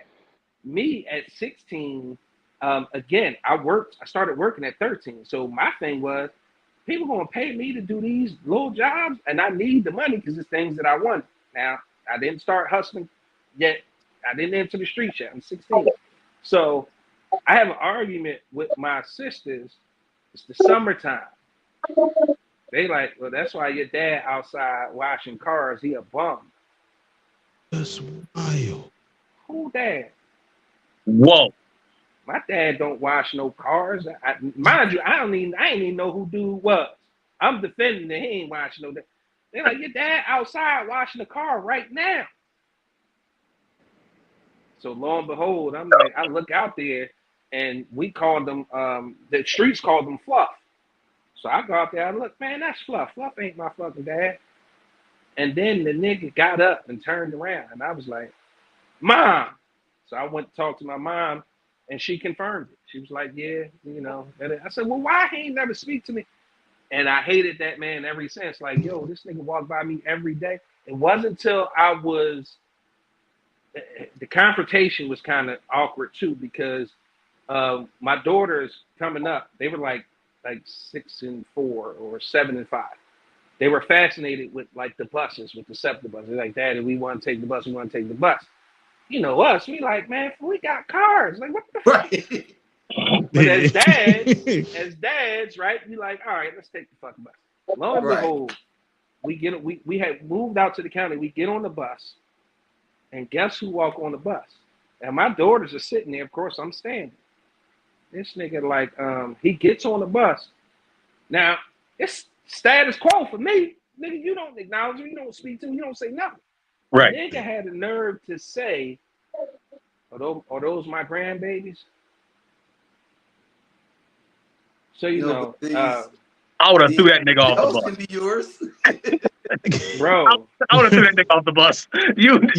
bro, No, bro, we not doing that. That the would have been level one of them of slab square on the cartoons. The soul rise out the body. listen, No, seriously. all Like, all of y'all are right. But again, my daughters are I was saying, but the daughters are right there. So now you got to six hold and the four, composure and 7 and not 5. assault this man. This is what I'm saying. Everything in me wanted to like put his head through the window. right. I just calmly said, don't ever in your life, ever call them your grandkids or speak to me again. And that was it. That wasn't the last time I saw him. But at the end of the day, that's what happened that day. That was his one of his very first words to me was that. That's Wow. And I was like, what nigga, That's ain't you crazy? crazy, yo. That's that But to answer the crazy. question really quickly, 3 things I wish my part-time dad could have did better. I wish he could have instilled in me more confidence because I always had self-esteem issues. So I wanted to feel that Okay. love. He was never able to give it to me fully because he wasn't there. The second thing I feel like he could have did better is taught me more of what it takes to be a man in a relationship because he was married and had 3 other families. So he understood it because he did it for all of us. And then the last thing is I'll say it now and I'll say it till I take my last breath. Be present in your kid's life. It's not about money. Just be there. Just be there to do something, spend the time. The smallest things kids remember. It doesn't matter if you put them on your knee. Like my daughter, we used to do this thing where she would get on the second step and she would jump off, and I would say, "You my flying squirrel." She still talks about that to this day. It didn't cost me a goddamn dime. So just be present in your kid's life, man. Super important. Facts. That- yeah. I'll be right back.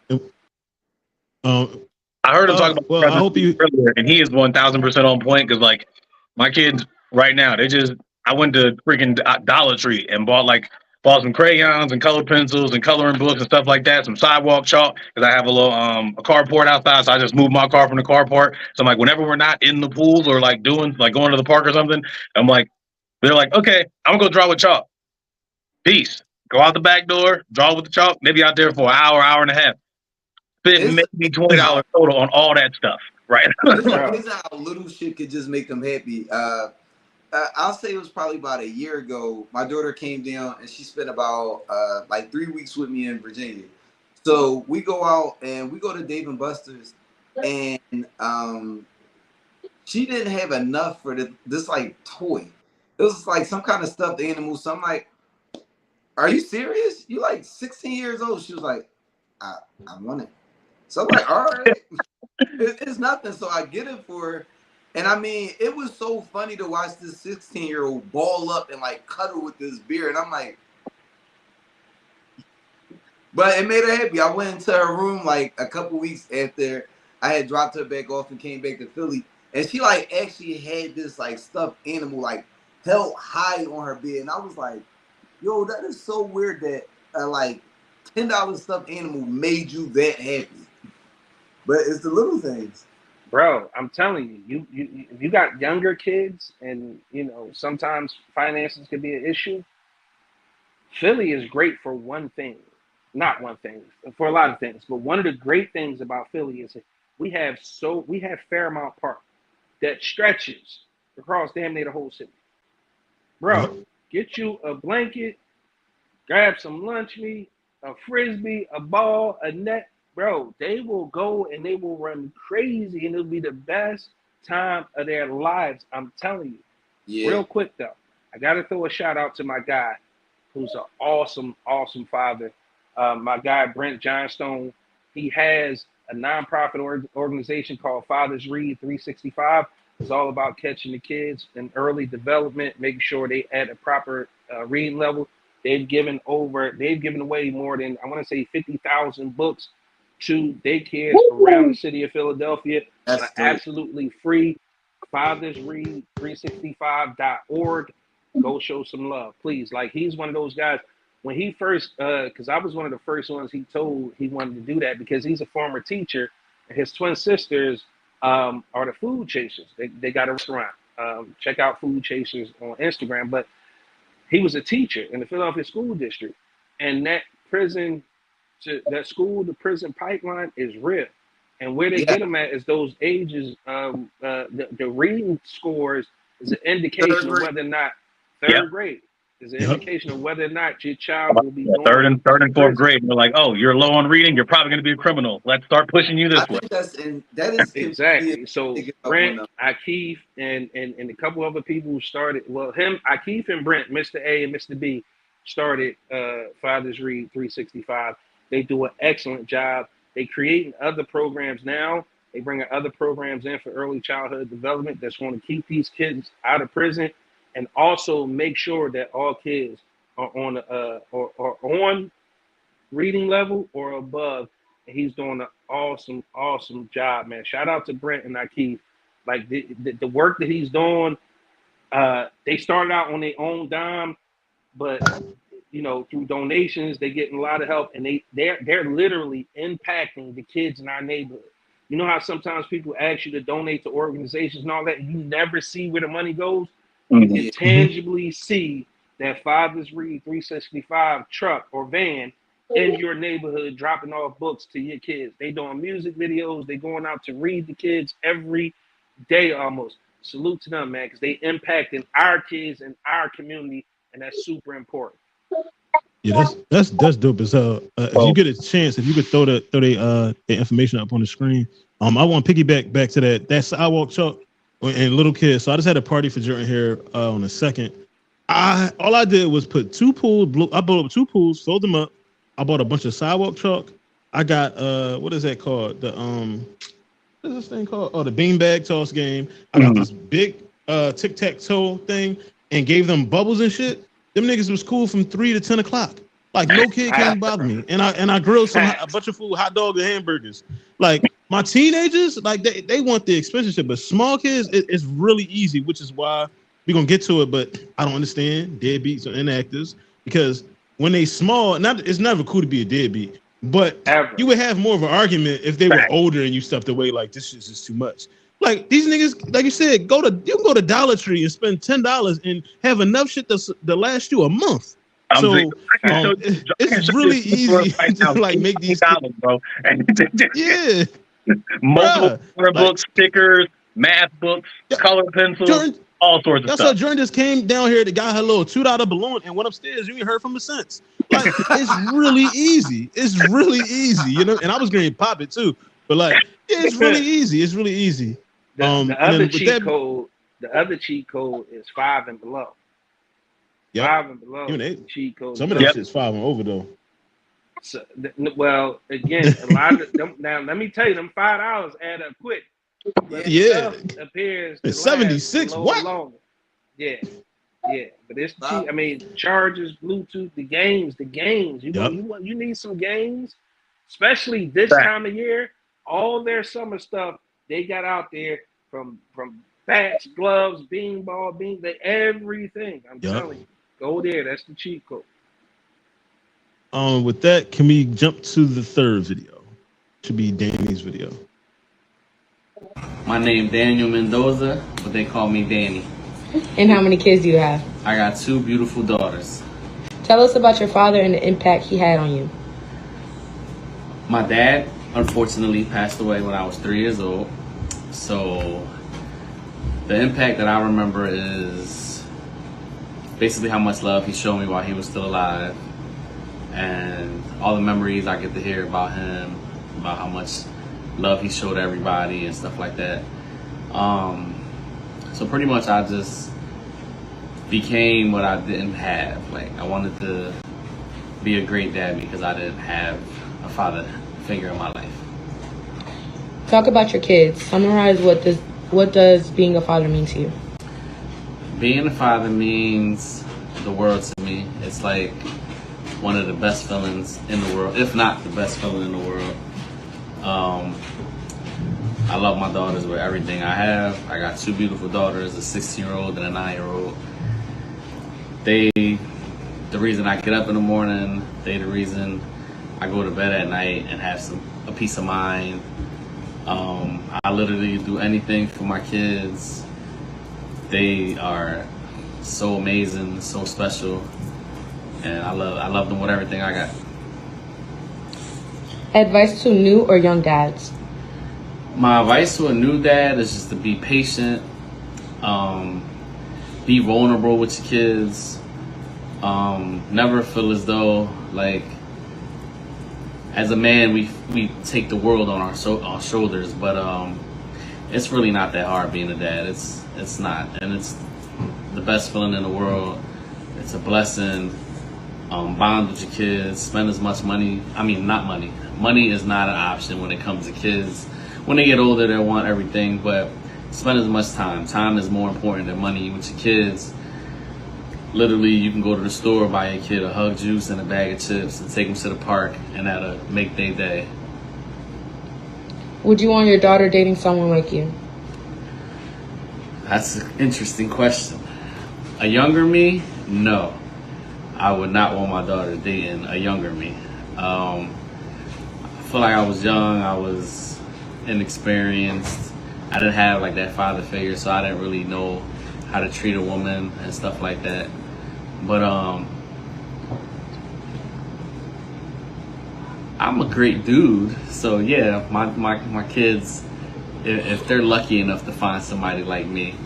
But a younger me, nah. 3 things your dad did really well. My dad showed me in the 4 years that he was in my life before he got killed that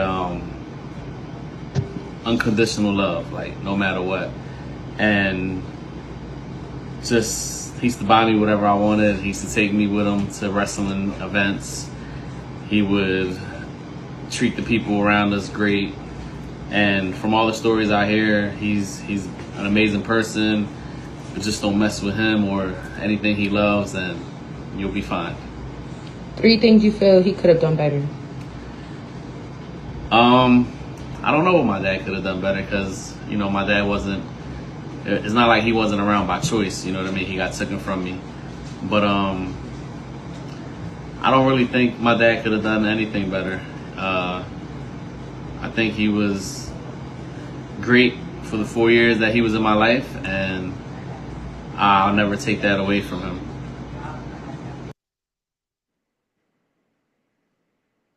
So that was my guy, Danny. He's more like a brother. I've known Danny damn near all my life. Again, somebody else that grew up in the same neighborhood, so we faced the same obstacles, the same issues, problems. We saw the same things. We saw the same people die. We saw the same people that go to jail and so on. I love the fact that he involved his daughter on it. I remember he texted me. He was going to send it to me the next day. He's like, my daughter wanted to do it now. I thought that was super dope that he involved his daughter in it. This dude, he loves his kids, and I know all of you guys love, but I watched this guy because his kids, they actually live in a different state during the school year. I watch him throughout the year, jump on the plane, go down and see them, whether it's for a week, a day, a weekend. He makes the time. He puts in the time. He does what he needs to do to make sure his kids know he's present. The 3 words that stood out to me, he said, being patient, being vulnerable with your kids, and then time. And I can't agree more. I think that's really dope to be vulnerable with your kids, to like really let them see like what you're going through, being honest with them, like not necessarily, obviously there's things that they can't know about, but I'm pretty sure when he just, if, he's not afraid to cry in front of his kids. If someone dies, like that's a natural emotion. And again, that's not what we were taught. So being patient is also important. Of course, like time is just like, it's of the essence, is important. But yeah, shout out to Danny. I appreciate him taking the time to, to do this for me, man. Y'all got any takeaways? I thought just that reoccurring thing. Oh, go ahead. No, real quick, just that reoccurring thing. Like most of the dads that you see, they'll tell you the same thing. Just the time, spend that time. People like him, I always I feel sorry for, because to lose your dad so early in life, and to hear like the stories and stuff that people have about him, and it's like, yeah, that's cool, but I didn't get to spend as much time with him. But also with people like him, it also makes me realize you can't take time for granted, because I mean, he said his father was taken away from him. He was killed. I mean, his dad probably didn't think he would only get 4 years with his son. So it makes you realize that you got to make the time, not only spend the time, but you got to make the time impactful. Because I mean, for him to have only been 4 years old, and to have those memories as a man in his 30s, that was dope. Absolutely. Southern, you bet. Nah, I think and hit basically everything. That's all I was thinking. I was like, man, he lost his dad real early, and still, like, one, he figured it out, obviously, which is good on him. But also, it's kind of like he was like Ann was saying, it's hard to hear those stories. It's like everybody's got, oh, I had like your pops dies at 45, but you were only 5 years old. It's like you only got 5 years with him, but other people had either the whole 45 years or 35 of the 45 years. So you're hearing all this stuff like your dad's a legend, your dad was this, your dad was that, and it's like, that's great, but like I didn't get to see any of it. So then, like, it kind of, I feel like it kind of hurts growing up knowing things like that or hearing these stories. So it's like it's good because like people loved him and respected him, but at the same time, you kind of feel on the fence about it. You're like, I don't get any of that. And there's a recurring theme here. I'm gonna speak on at the end of the whole program with all these videos that I want to point out, which is going to speak to my deadbeat part. But can we play the TD Jakes video about the women telling men how to be a dad? Another childless person tells me how to be a father, I'll scream. I know this is gonna get me on TikTok for sure, but here I go. If another woman tells me how to be a father, I will open my mouth and flat out scream. You can no more tell me how to be a father than I can tell you how to birth a baby. I don't know nothing about birthing a baby. I don't know nothing about nursing a child. You have to know what you don't know. Shut up being the teacher and just be the wife. How do you know how to be a father?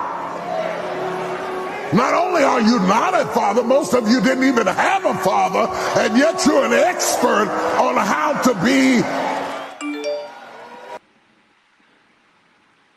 So I actually came across this video. Yeah, I came across this video when I started the podcast. So I had this in the tuck for a while.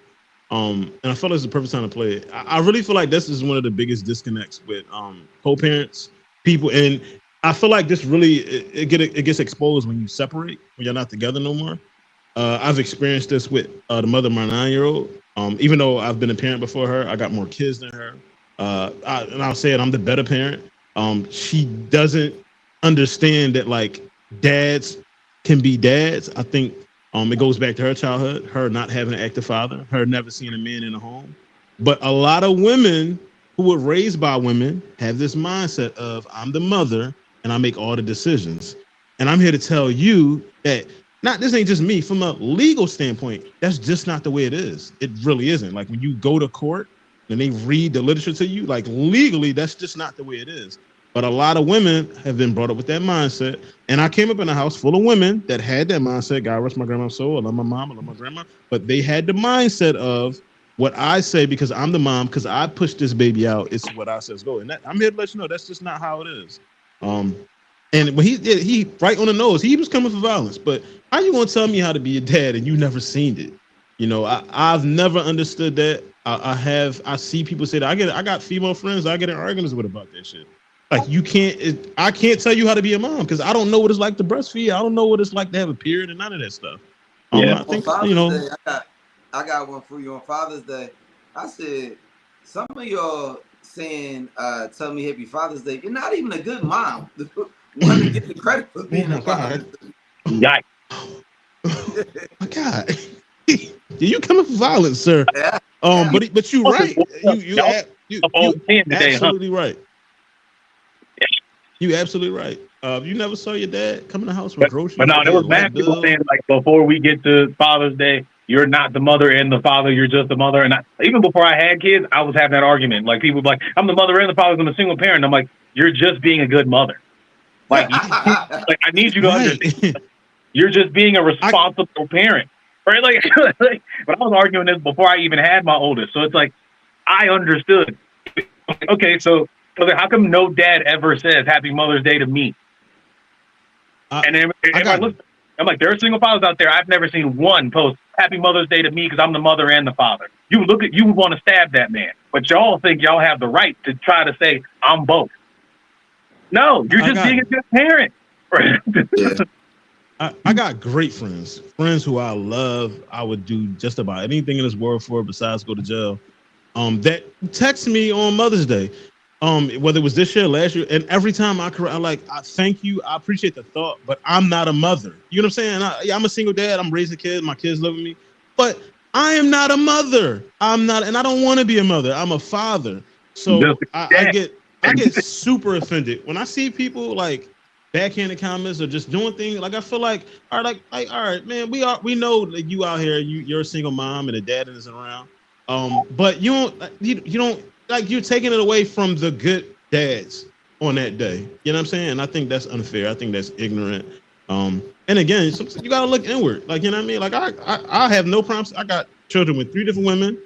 These are decisions that I made. You know, my life is the way because I made these decisions. So I can't sit here and be like me making backhand comments or posting things on Mother's Day. Like all they gonna do is laugh about it. I'm looking crazy now. You know what I'm saying?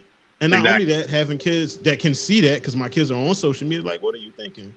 So yeah, what y'all got for me? I would simply say, exclusively speaking to our community, because that's where most of that comes from. Yep. As brothers in this community, we have to do a better job of showing one another love, showing one another appreciation, being supportive of one another, so that 3 things can happen. Number one, the younger dudes see it, right? It's a meme that I saw going around. It's like it's 6, 7 different strange guys. They don't even know each other's name. They having the time of their life, right? And that's a real thing. Like that's a bond amongst men women would never understand, right? So we got to do a better job of coming together and showing these younger gentlemen that this is how we have camaraderie. This is how we support one another. This is how we resolve issues and conflict, right? Because a lot of times, a big part of what's missing with this younger generation is they don't know problem solving or conflict resolution. Another thing I think we need to do a better job of, and which way I think will help overall with fatherhood in our community, is just simply understanding that it's okay for if Aunt to see my daughter out and she going left is correct. Make the correction, Aunt. I would expect you to. I would want you to. You call yourself my brother. I would want you to make that correction. Okay.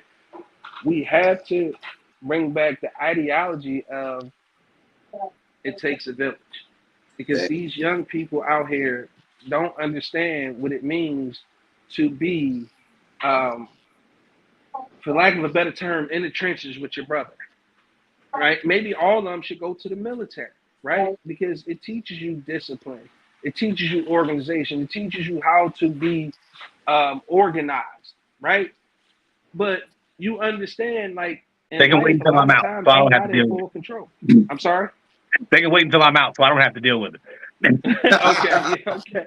But I'm just saying certain things we could do better as brothers in this community, so that the people coming behind us can understand, like, it's not all we don't need to be killing each other. There's better ways to resolve conflict, right?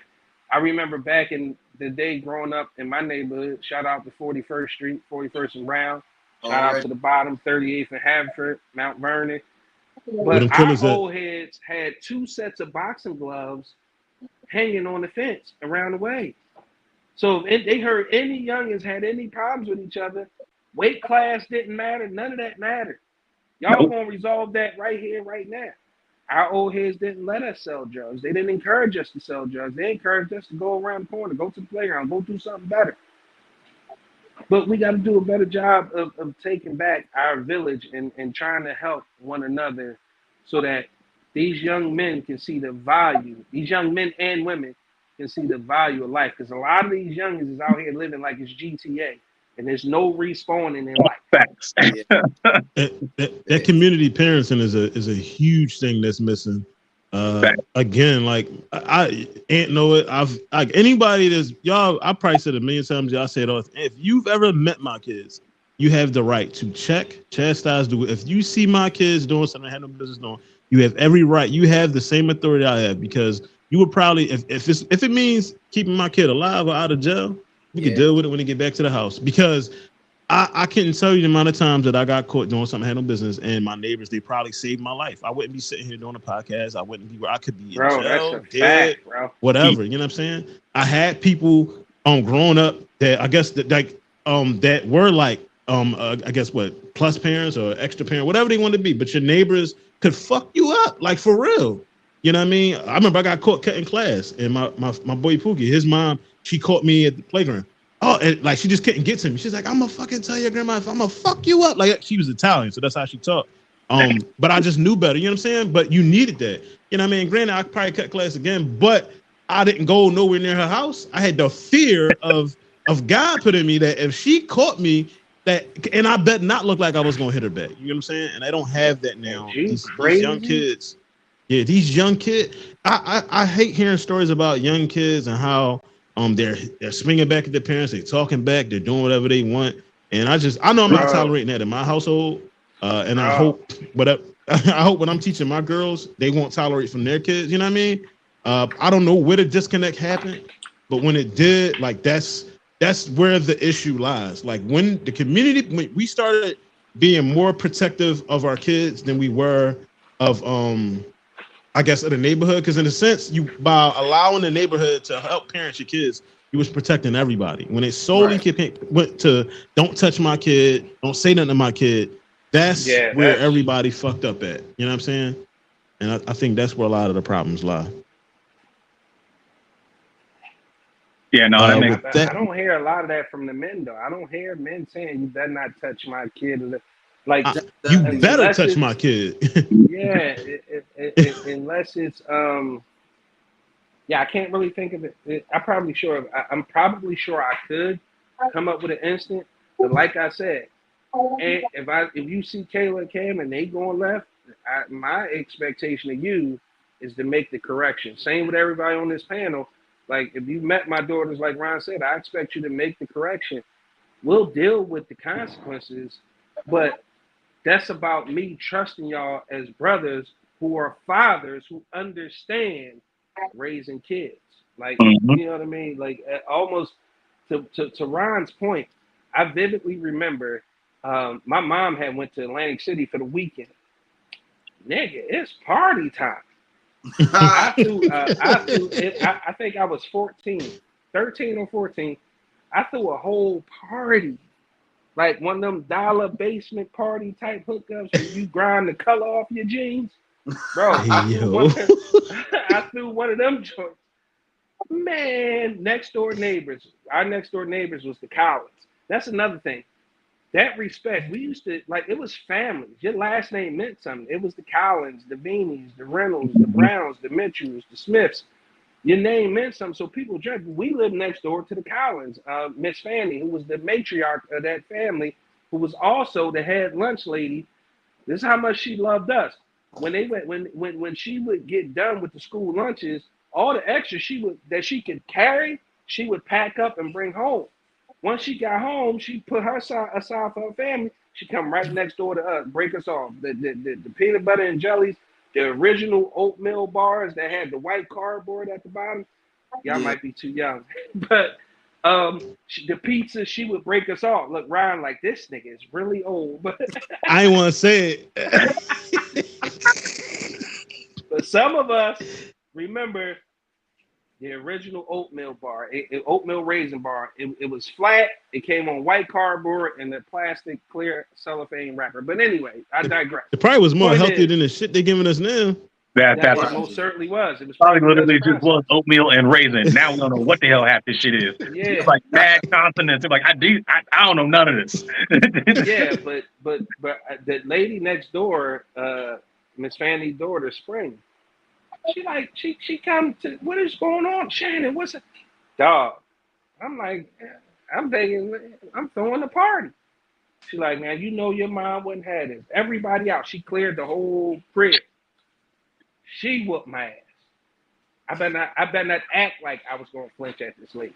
My mom get back home Sunday night. Yep. She whooped And then my she, ass. and then she snitch on you, and you're like, hey, just so you know, your Just so son you threw a know. party. Well, we're getting beat twice in 2 days for the same damn thing.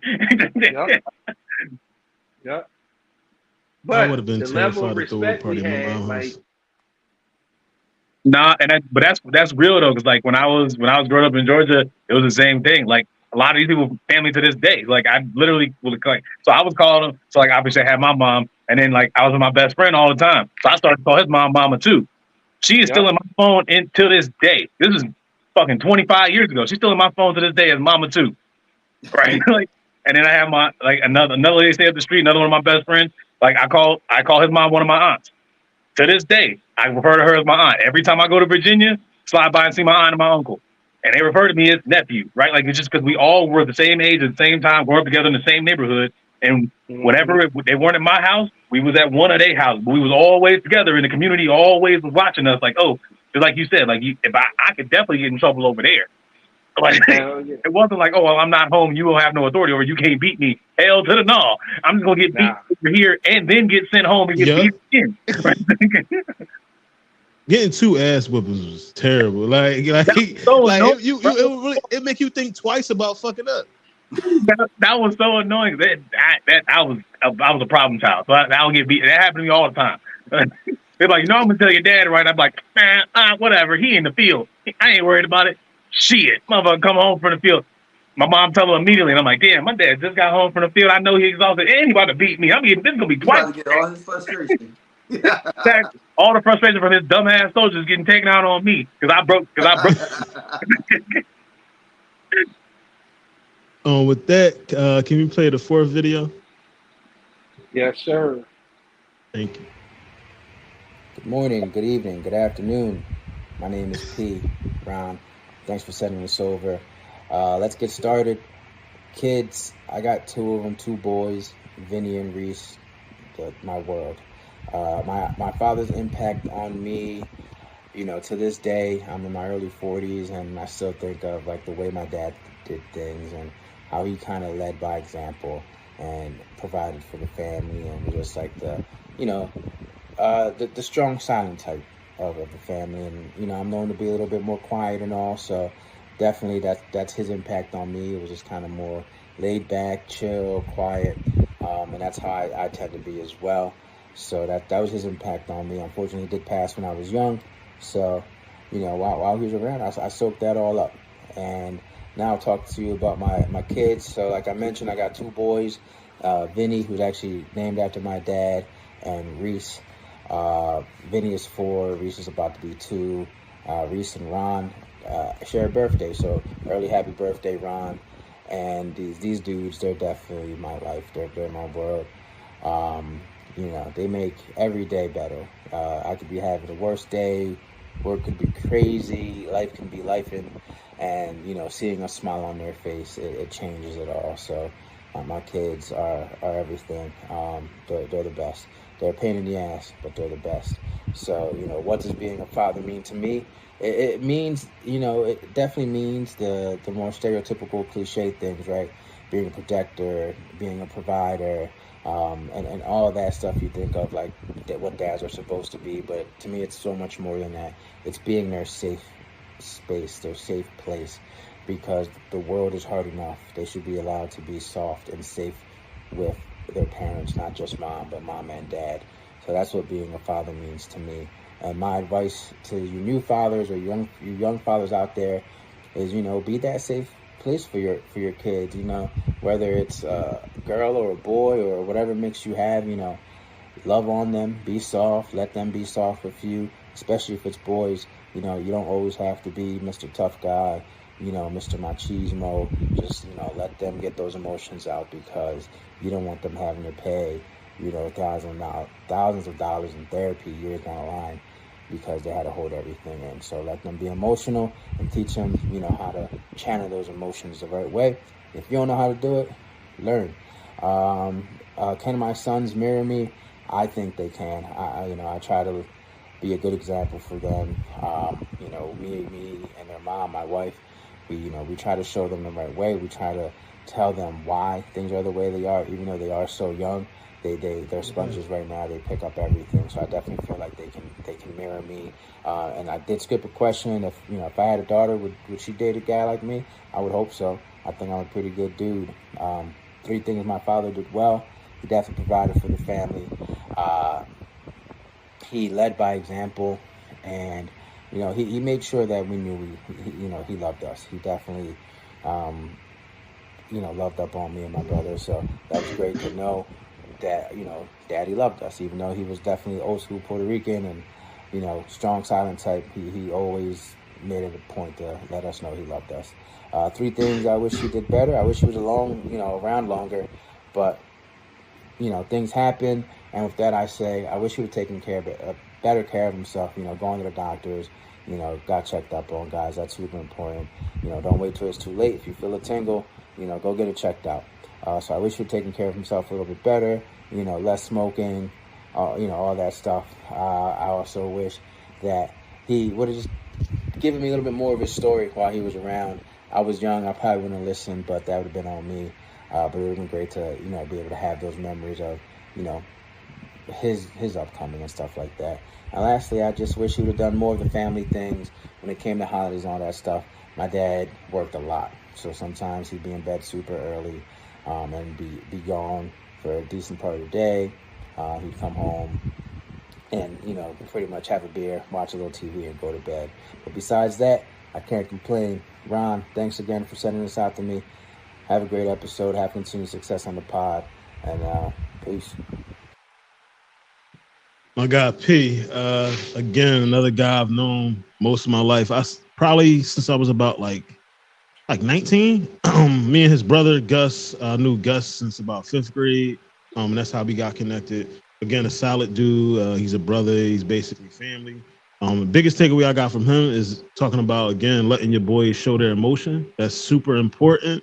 Because again, like he said, you don't end up paying money for therapy, lawyers, anything. You know what I mean? I think that's really important. And the second takeaway, again, somebody else whose father passed away young, but he didn't allow that to affect him. He's still showing up as a man, as a father, as the leader of the household, as being a good husband to his wife, doing the things he needs to do. I got anything?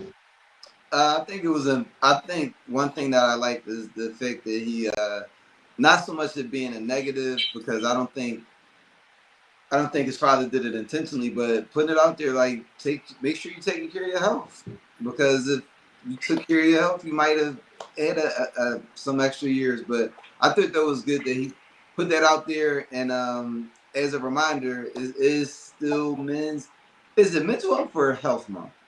Mental It's health. men's. It's Mental health. yeah. So yes, it's different mode as well, but it's Men's mental overall health. health. That's wrong with Yeah, that. yeah. It's men's health, but then they tied in mental health. It's so much. It's something else going on this month too, but we not. Yes. There's another thing to show they don't care about us, but that's fine.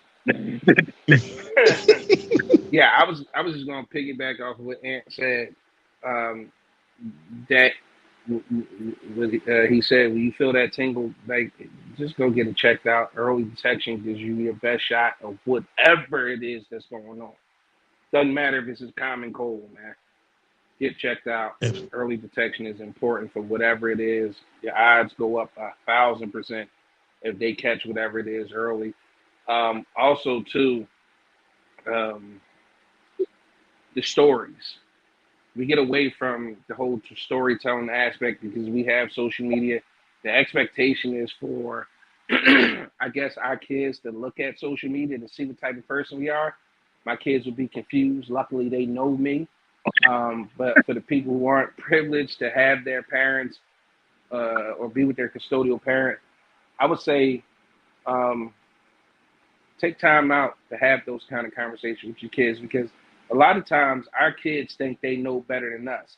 They forget we were their age at some point, and the things that we probably got away with, they stand no shot at getting away with because we did it and we went through it.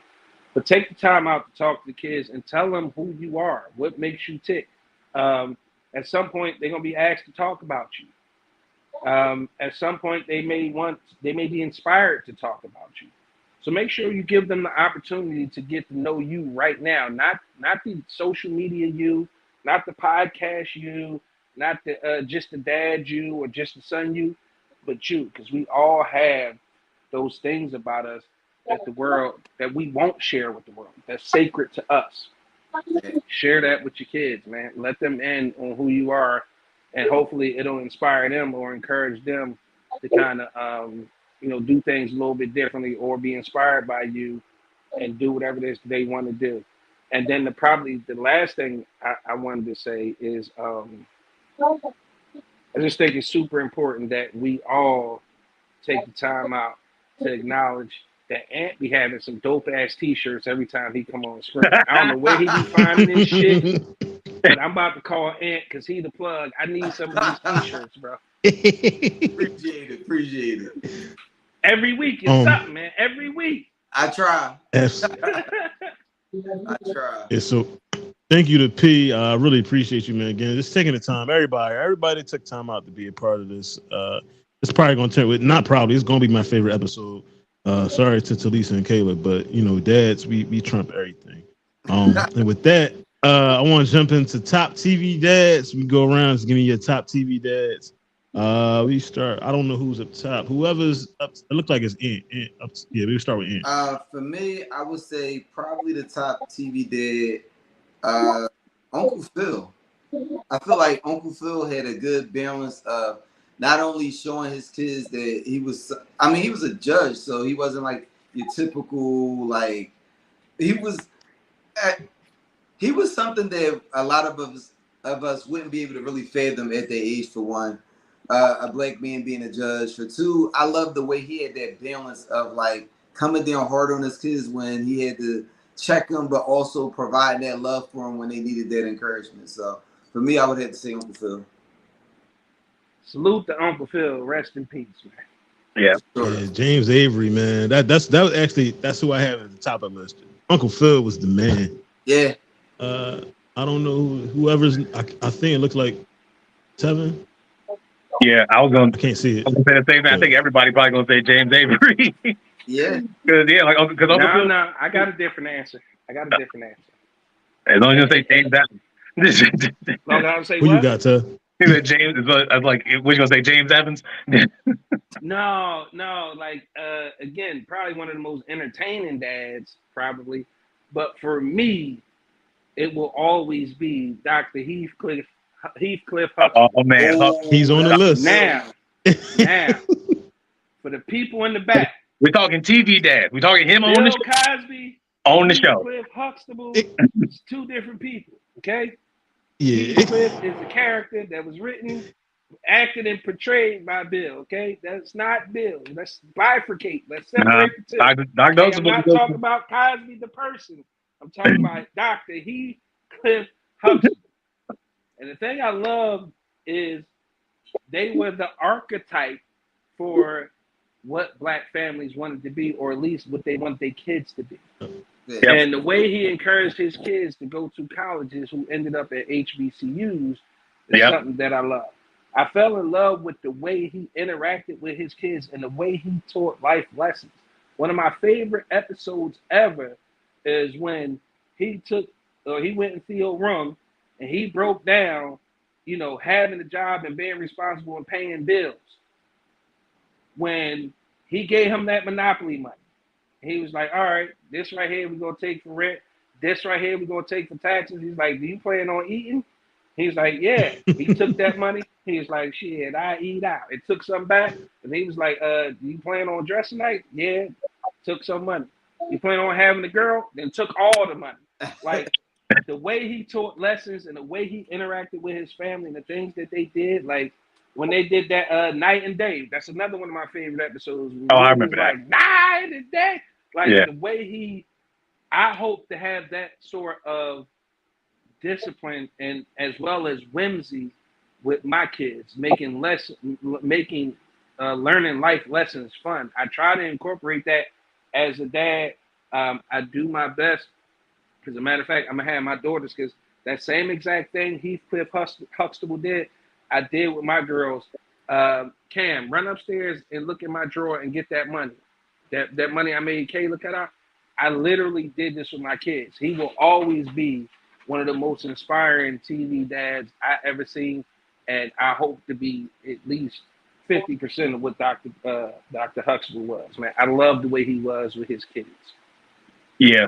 So what did you say? You said James from Good Times? No, I was asking Dr. Who he was going to pick. I'm going with James Avery, Uncle Phil, because of the balance, right? Like he was talking about, like you had the judge piece, you had like him laying down the law outside the house and inside the house, but at the same time, like the kids would mess something up and he'd be there for them. Like one of my favorite episodes is the pool hall episode where he went down there with where he went down there with Will after they took the money, and then he went down there and played like he was stupid. And they're like, all right, double nothing, blah blah. He's like, I'll take all your money, blah blah blah. He's like, Jeffrey, break out Lucille, and it was like, oh, bow bow bow bow. So like I like that. I always have respect for him for that. Cause it's like you can have the disciplinarian side, but then like even when like Will and Carlton got in trouble when they were driving his partner's car to Palm Springs, and they were like they went to jail for no reason. He went in there and went the fuck off. Right? He was like, nope, I know exactly what y'all doing, and y'all are not doing this, and went crazy. And then afterwards, he had to have a conversation with them. Like, what do we even do? And he's like, he broke everything down to them. So like I love about being black. Both. Yeah. And the other episode when Will got hustled at the pool hall was one of my favorite episodes. Yeah, that joint was hilarious. Yeah. I gotta say, so two things. Well, Fresh Prince, that's probably like my favorite show besides maybe like Boy Meets World as a kid. So two things. I'm gonna read the list I had. Everybody I mentioned I had on this list, but that scene to this day with Will Smith and James Avery when his dad came back, and then that is probably one of the most powerful scenes in television history. Yeah, and I'm standing on that. Like that is heavy. Every time I see that, it hits the same every time. The fact that he pumped his head, right? He was like, "You are not doing this." And the one thing I love about Uncle Phil, he saw his bullshit. Like as soon as he showed up, he saw right through him. You here for you. You ain't here really to do nothing for Will. And he let it play out, but he still was there for Will. Like, but that is a powerful scene. I'm gonna read the list. I'm pretty sure you're gonna like the list. So I had Uncle Phil.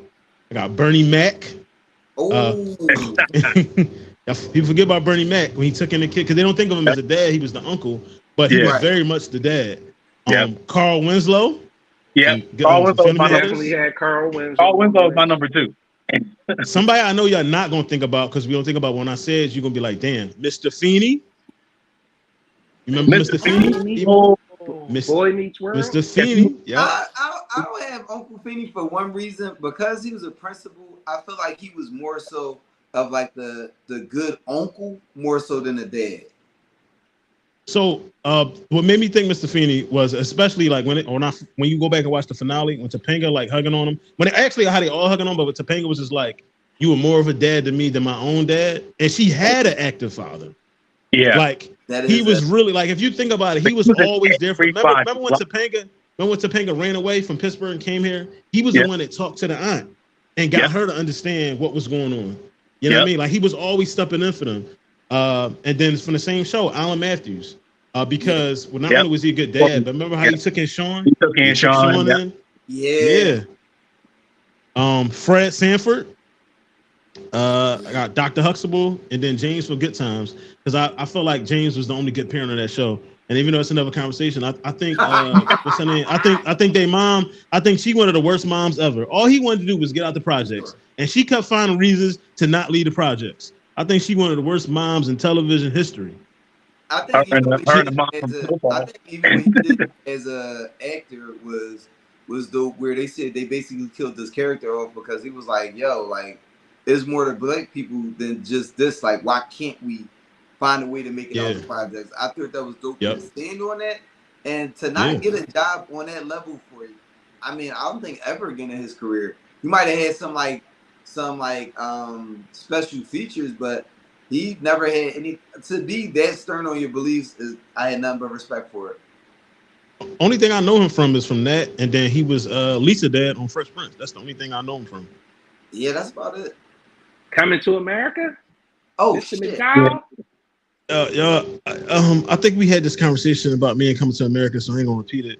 But with Right. that being said, can we play the Deadbeat Dads video? You a wild boy. Yeah, but I don't get how deadbeats could leave their kids. You know what I'm saying? I never get that because just seeing a kid grow each and every day, they learn something new. They say it's just I don't know. It's a feeling you can't explain. It's like when you come home and they're like, "Daddy," you can't explain that feeling. It's the best feeling ever. So I think that's one of my biggest accomplishments, being the dad I am. Again, this is another video. I think I posted it online before. When I saw it, I can relate to everything he was saying, and it's just dead. I don't understand it. I don't see. Again, it's so easy. The common theme here is so easy to show up. It's cost $0 to show up, to be active, to be present, to love on your kids. The real work, honestly, what I'm learning, the real work doesn't really start happening until they're like 16, 17 and become adults. Because I have 2 grown kids now. And I feel like that's going to be a lot more work, or is becoming more work than it was, and not in a bad way, than it was when they were smaller. Because you can control them more when they're smaller. When they're like out in the world, and you really got to let them go and do whatever. I think that's more that's harder, stressful. It can be more expensive because they go out, they fuck up or whatever, or they get behind in rent, whatever it is, depending on your relationship with your kids. Like I think that part is more work. But I see it. I personally disagree because I Okay. think at 16 you've already gave your child their foundation. So that's when they're starting to go out into the world a little bit more. And you've done, I'm not going to say your complete job, but you've done a good 75% up to that point that you're going to have to do as far as raising. Now, are they always going to come back to you and have questions on life and stuff like that? Yes. Is it going to be stressful knowing that they're out in the world and you can't control them like you could?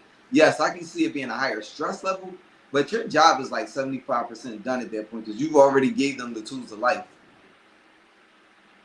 Yeah, I I was can gonna respect say that. that most important, the most pivotal time for you to be present is their formative years.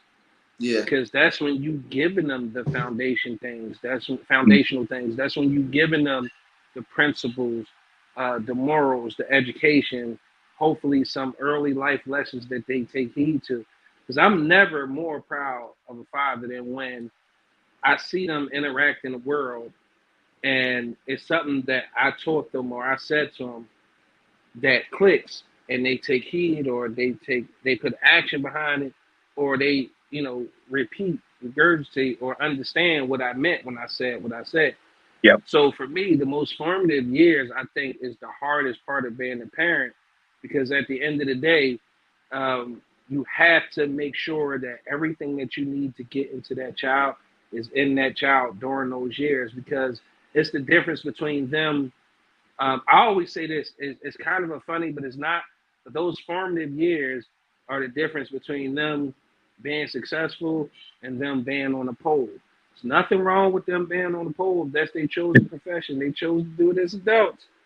But however, a lot of women I found with doing research um, tend to do those type of jobs because of some early um, lack of childhood development or parent being there or some sort of molestation. So I think the most important time for you to be present and to be a father is during those formative years, in my opinion. So I don't want to miss my point. I agree with everything I just said. Like being there when they're young. What I was saying was, in my opinion, with now having like adult kids, I think that part is harder. I don't think that's more important. I think that's harder. I absolutely believe when they smaller, well, from day one, the minute that the cord is cut, it's important. I just think, in my opinion, so far from what I'm seeing, it's harder because like, and this is me from going seeing my kids day to day. So when they become adults, they leave you. You're mostly talking to them on the phone. You probably see your kids from between when they're 18 and the day that you died. You probably see them less than you did in the first 18 years. If I'm making sense, you understand what I'm saying? Yeah, But yeah, and deadbeats. you're battling with different things too. So like, I get Yeah. what like I'm on board with everything that Aunt and Big Exclusive said, right? Because I mean, and my kids are young, so obviously I can't relate to having adult kids, but I do understand what you're saying. Like they're out in the world, so now the influence of the entire world is coming at them at the same time. So they're using the lessons and the foundation that you helped instill in them, but now they're out in the world with all of the factors that you shielded at least some of them from before they left the house. But now that they're out of the house, it's free game, right? So it's like I had that foundation, but now I have to apply all these lessons that I learned from my mom, from my dad, whatever, whoever was around, helped raise me in the world that doesn't give a shit about me. Right. Like that's huge like that you said that. Like the attachment I had to my kids, like my oldest daughter, I think I mentioned it on the last episode. So I literally didn't see her since my birthday last year. We talk all the time, but she's out in the world, you know, she's living life, whatever. And she popped up at when Gabby went on her prom. Like I wasn't expecting her. Like she kind of said to Dad, I might stop past, but I kind of like took it for a grain of salt because stuff was coming up. She works a lot, and when she hit the door, me, Dad, Mr. Super Strong Guy, immediately tears because I haven't seen my child in over a year. Like I was gonna I was gonna have the video be part of this, but I wouldn't be able to sit through it. Like it just I had to see my kid. And I mean y'all can relate. I just love my kids. So like. That part of it for me is really hard. You know what I mean? Going from seeing kids every day, and then they're out in the world, and then like, because you can only like he said, you can't really protect them the way that you would protect them here. They're out in the world. They gotta gotta fall down. They gotta get cut. They gotta get in trouble. They gotta go through these things. So I think like that point for me as a father, that part is harder. You know? What I'm but help with that is what we talked about. What's been a recurring theme this entire show, right? Being vulnerable. So like a part of. I mean, I don't know if y'all ran my video yet, but a part of a problem of when we were being raised is our parents were never vulnerable with us, right? So we never got told that they made mistakes. So we're just assuming that they were perfect all the time. We're assuming that they always figured it out and they never really struggled. So when we struggle, I don't know how to talk to mom or talk to dad because they look at me as a fuck up. And I don't want to get like, I've spent my entire life trying to make sure that they didn't look down on me. And now I'm out here struggling. And are trying to figure out, or I'm fumbling my way through this, and I don't know how to ask them specifically for help because in my mind they were always perfect. They always had it figured out. And I want to get too far off topic, but when you just made me think of something. So having somebody to talk to. So for me, when I was coming up before my grandma passed, you talk about them stories, and the person with the knowledge, it was my grandma. It was Big Mama.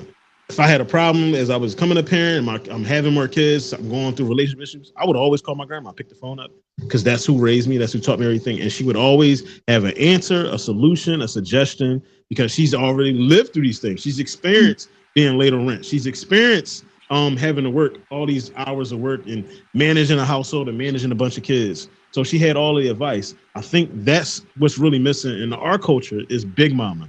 All these grandmoms are our age. You know what I'm saying? A lot of people, grandmoms are a couple years older than me. Like I have a child with somebody she's what? I'm 37, so she's 30. She's 7 years younger than me. Her mother is, I think, 5 years older than me. You get what I'm saying? Like the grandmothers are they're not grandmothering. They are you know what I mean? They in the club twerking. They still trying to figure out the shit I'm trying to figure out. You know what I mean? So I think that's something that's really missing from our culture. Is Big Mama. Because Big Mama would send you out to go get a piece of the tree. I'm about to whoop your ass. Like they whoop your ass with flies. You know, that was who they was. You know what I mean? Because they've been through so much. Because they had that age. They seen the civil rights movement. They seen what it's like to have real problems. Like the shit we dealing with today, no comparison to what they had to deal with. So I think that's what's missing. He said grandma. Nope, he's not wrong. Like he's I'm sure you can find a couple out there. Not even a couple, probably a lot of them out there. but something I wanted to say real quick too is and it goes to Ron's point about Big Mama not being around. Something we can all bring back and just be mindful of is just break bread together. Invite family over and sit down and break bread. Because I can remember a time where it wasn't just on Thanksgiving where our families got together to break bread. And a lot of things that I took from us sitting there doing Sunday dinners, you had a newfound respect for your aunt, your uncles, your cousins. You got to know your cousins a little bit better. And the one thing I took away from that, from what they were saying, because let's just face it, the older big mamas and the parents around us, they sat there and they talk shit. They kind of gossip, and you didn't want to be that child that embarrassed your parents or your grandparents or your aunt or your uncle. Um, so I think that's one small thing that we could do, or we could try to bring back, is to break bread, sit down and try to have dinner, with your family. Before my mom passed, I made it a tradition at New Year's Day, you know, because I don't know. I was My thing is this: try to start new traditions. You don't have to fall in line with these holidays, and you can do the shit on your own. You can make up whatever you want. Okay, if you can identify, I'm not gonna go there. But the point is, you can do pretty much whatever you want. Like, take the time out to create some new traditions in your family.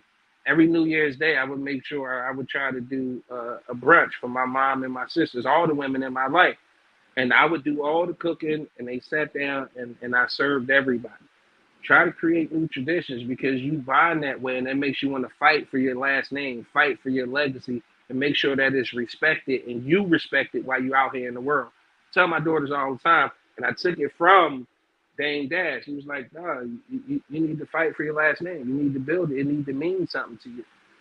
My daughter, we was talking about sigils, house sigils, and I was like, well, "What would be ours?" And I was like, "Remember, you're Reynolds." And she was like, well, I like Rhino then. I'm like, "All right, then that's what it is." And we went on Canva and we started, designing.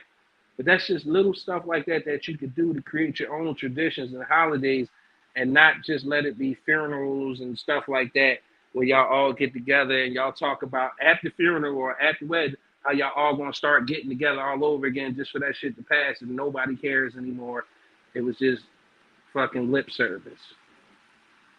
And real fast, with back to before we, because we got to jump into another topic, but with these dads that's not active, I also got to hold some of these women accountable. And what I mean by that is not that you lay down with them, had babies with them. That's part of it. But a lot of y'all women, y'all meet a guy and he come to you, he got 4 or 5 kids, and he's not active, he ain't present. You've been dating him for a couple months, you ain't never seen the kids, you never seen him on FaceTime, never saw him call to check on his kid. You know he's a shitty dad. And then you lay down and procreate with this man, and then get mad when he do the same thing to you. The warning signs were there. You knew what type of man he is. And or just because he does for your kids still does not. He's still a deadbeat. You got to hold him accountable for all of his children. As a woman who has carried a child for 10 months, as a woman who has birthed a child, y'all need to hold these men accountable. I know a lot of people. I see them all the time online. Got boyfriends that they with now, and they may be happy right now. But as soon as y'all break up, he's gonna do the same thing to you. Why? Because that's in his nature. So you got to hold yourself accountable, hold your sisters accountable, your aunties, whoever, because they don't. A man just don't show up as a deadbeat. Like he don't just come a deadbeat out of nowhere. He was that when he arrived. You know what I mean? And a lot of times you see that. We all got friends that, and us too. We got to hold the way I hold my brothers. When they ain't my brothers, that they'll take care of the kids. But people that I grew up with, or I know that's not active dads, I just don't fuck with them. And I make it very clear. Like, I'm an active dad. I can't be around that kind of energy. It's no different if you was smoking crack. I don't want to be around that. I'm not that type of person. Now, you want to step up, be a dad, then we got something to talk about, because everything I do involves my kids. So there's nothing that I could do. How can I expect you to show up for a birthday party for one of my kids if you ain't showing up for yours? So we got to hold people accountable, man. Thanks. I want to talk about bitter moms, because I feel like that affects to a degree a man being a father, an active father, because a lot of times they keep kids away from the father because they angry, they bitter, however things went. I seen it firsthand with my mom and my dad. While my dad wasn't a good dad, part of it was my mom being bitter and having the control, so to speak, air quotes.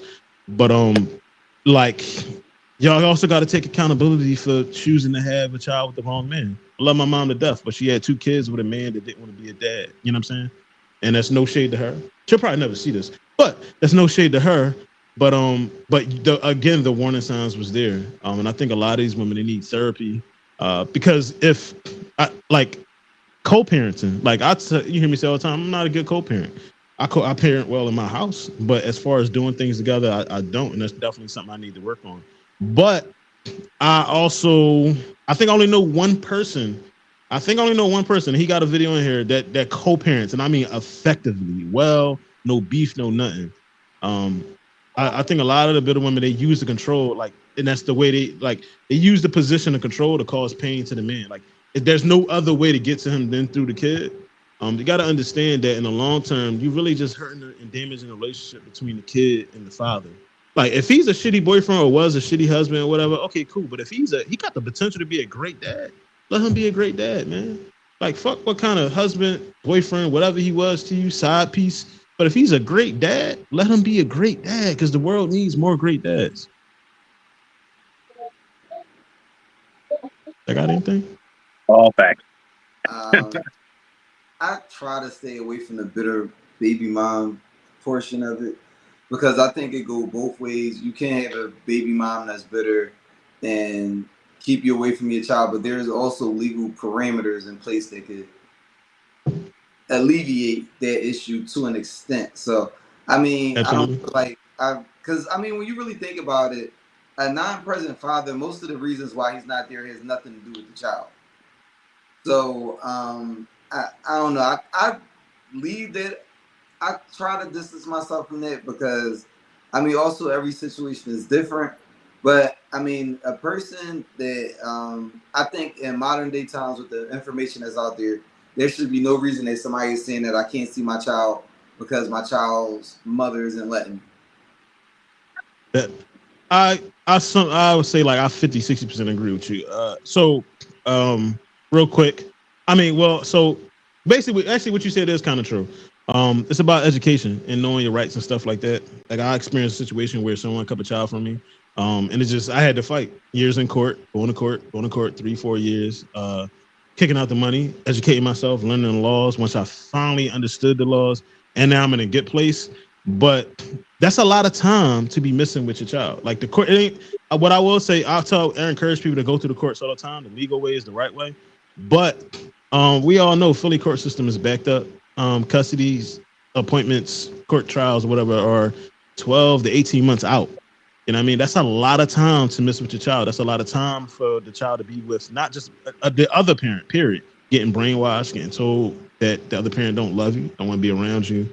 So Also, I think, So I because yeah, kind of look at absolutely. it. I think the same way you seeing like women should look at a dude and be like, you see, you're not taking care of the rest of his kids. If you have a toxic relationship with her, what do you think co-parenting is going to be like? Absolutely. All facts. But so in my experience with that case, I didn't see that side of that person until there was new life, like until there was a child involved. You know what I mean, like, there was like control, like issue warning signs ahead of time. By that time, she was already pregnant. So, um, again, I mean, in just But in that so particular situation, again, what you gonna? now I was gonna say you can't really have it both ways. If the Right. expectation is for the woman to see those red flags and all Oh, that no, and act absolutely. accordingly, the same is for the man. And it doesn't matter how much time go by. It boils down to this: if the mother is bitter and the only thing you can do is go through the court system to try to ensure that you're able to be there for your kids, you do what you have to do. If it take me Absolutely. 9 motherfucking years to get to see my kids, at some point I look forward and I fight every day to keep seeing them. Now, For sure. are there women out there who are bitter? Yes, there are, but there are fail safes in place for that. And I use air quotes because, like Ryan said, the court system is backed up. A lot Yeah. of times the court system favors the maternal, the mother parent. And then a lot of times niggas just don't want to go through the process. They do themselves a disservice when they don't take the initiative. Fellas, take the initiative, right? Especially if you went ahead and signed that birth certificate. At that point, you got rights, okay? Mm-hmm. Now, it doesn't matter how bitter she is, as a responsible adult and a person who wants to be a father, it's my job to call every day, like, hey, I know you said this yesterday, but what about today? Or what about tomorrow? Or what about the next day? So you keep trying until Yep. and then document everything. Make sure. See, a lot of times niggas just lazy, Yeah. and they think Lazy. it's cool to say Yep. that bitch crazy or she bitter, she a nut ass baby. They think it's cool to say stupid shit like that. So they Right. rather Yeah. have that narrative and be cool to the homies than to actually spend the money, spend the time to fight for your right to be a father. I mean, and not A lot even of like time. on top of what he's saying, like what y'all saying kind of go together. What you're saying, what Ron was saying kind of go together because it's like, okay, if the court system is backed up, but you calling all the time, that kind of, while it sucks, it kind of Yeah. works in your favor. Because if you're keeping a log of, I called her every 2 days for the last 18 months waiting on this case, and she refuses to let this happen. They're gonna look at her like, okay, what did he actually do to you? Or what situation? Like, if he's calling every day, he's clearly trying to be active. Here's the phone log every day. Boom, boom, boom, boom, boom, every day. Same time, every day, 5 p.m. every day. As soon as I get off work, hey, I want to swing by, see the kids for a little bit, whatever. Now you have a log, and she has to explain herself. Now she's fighting a different battle because you actually did the homework and actually kept the log of, yes, I'm actively trying to see my child. Hey, can you put Nate comment on the screen? The hardest part about getting a healthy co-parent. Can you put that up on the screen? So the hardest part about getting to a healthy co-parent agreement is the fact that one of the parents is still mostly invested, still wants control of their personal life and not the well-being of the children you guys made together. Nate is actually the person I was talking about. He's the only person that I know like that actively has a healthy co-parenting situation. I've never heard him say a negative word about the person he has a child with. I've never heard them argue. Like I'm pretty sure they have disagreements, but I mean, like he'll tell you, like that's real, like they're really friends. They have a friendship outside of the child, even though they're not together anymore. I tell him all the time, like I give him his flowers. That's dope as shit. But what he said is very much true, and that goes both ways. Sometimes the man is Yep. still invested in the female, she don't want him, and vice versa. And to go back to your comment, I feel like I think me and Ant had his conversation before. I a lot. So I'm real good with giving information to people. When people ask how I get custody, this and that. When I hear guys say they're going, I give them the information, and I'll tell you, if I get the information to 50 people, only about 3 of them actually follow through on the information. So niggas is lazy. Yeah. Niggas don't want to go down to the courtroom. They don't want to file the paperwork. They don't want to go through all that. They don't want to document. They don't want to do the work. They don't understand that all of that is part of being a father. You know what I'm saying? So you got to be willing to do the work. You got to be willing to do the work. You got to do your research. The best thing I ever did was one, I got an attorney, but I also sat there and I started learning laws and reading up on stuff. Finding ways to, because I know I'm about to spend all this money as an attorney. So let me learn some shit so that I can save some money. The best thing you can do is educate yourself. But yeah, niggas is absolutely lazy. And in my eyes, that makes, again, the plan that she's crazy or she just don't want to see. That might be true, but there's ways around it. So yeah.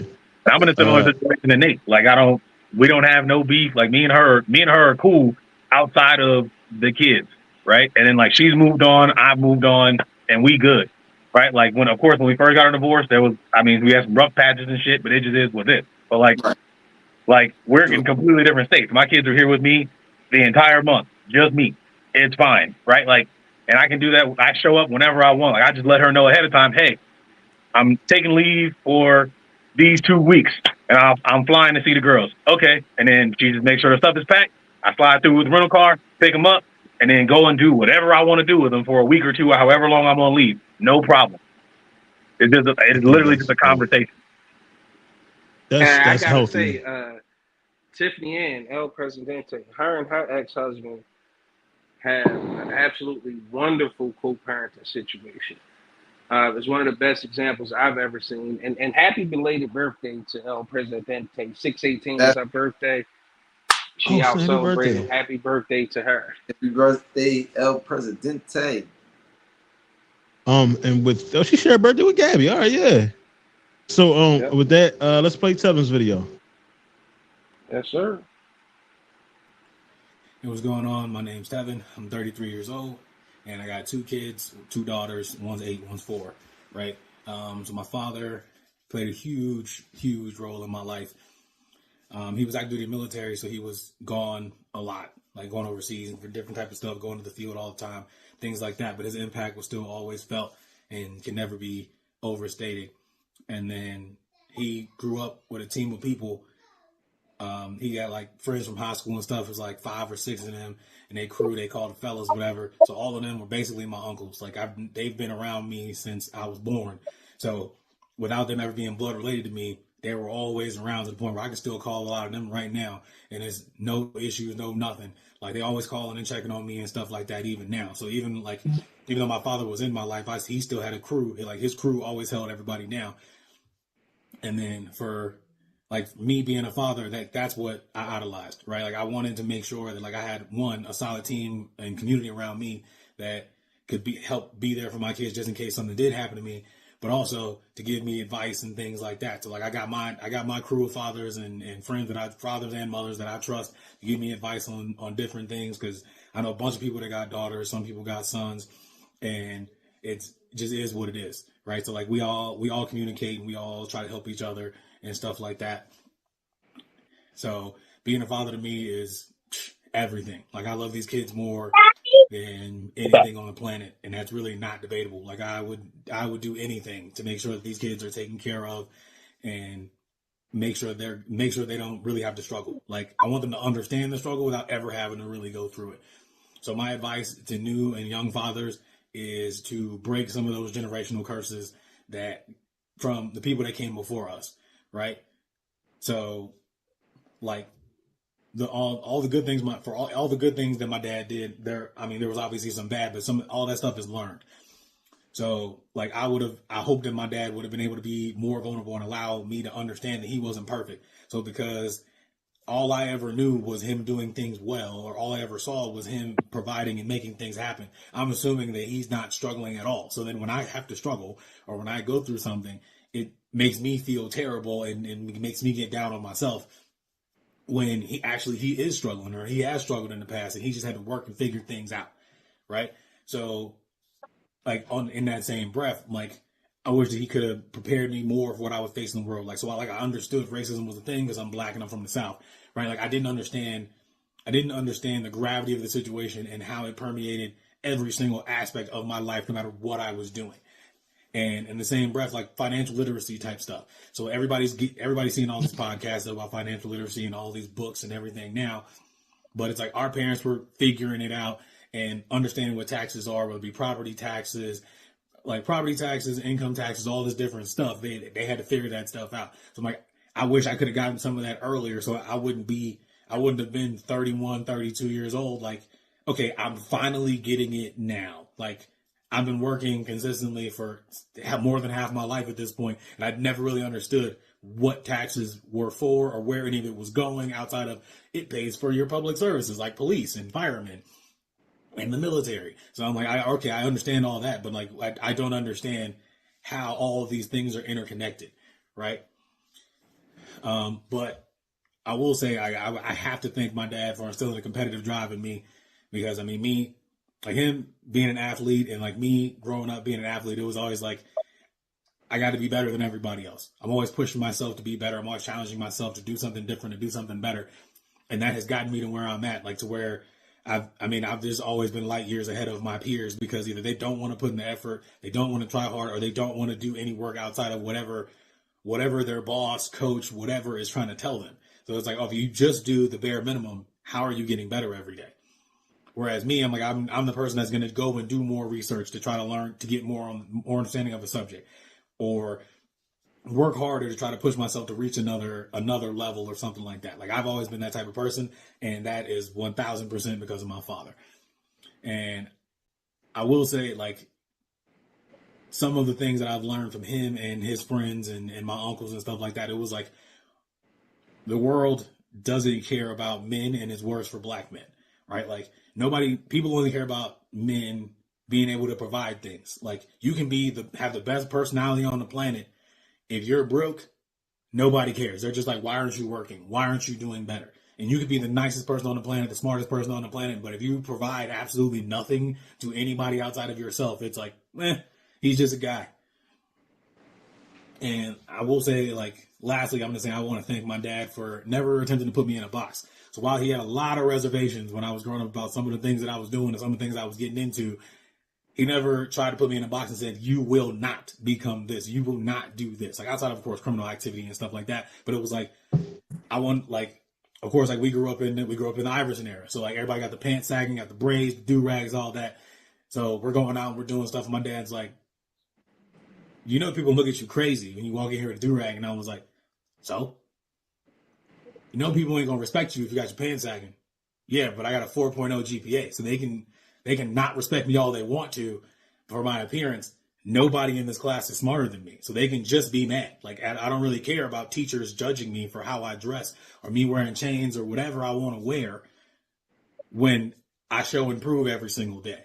As long as I have the opportunity to show and prove, I will show and prove, right? So my dad just kind of like I said, with his many reservations, because we had a lot of conversations about it. He was like, all right, you're going to do whatever you want to do anyway, and we'll just see how this goes. And it worked out. It got me where I'm at today. So thanks. Shout outs to my pops. Shout outs to all of his friends and my uncles.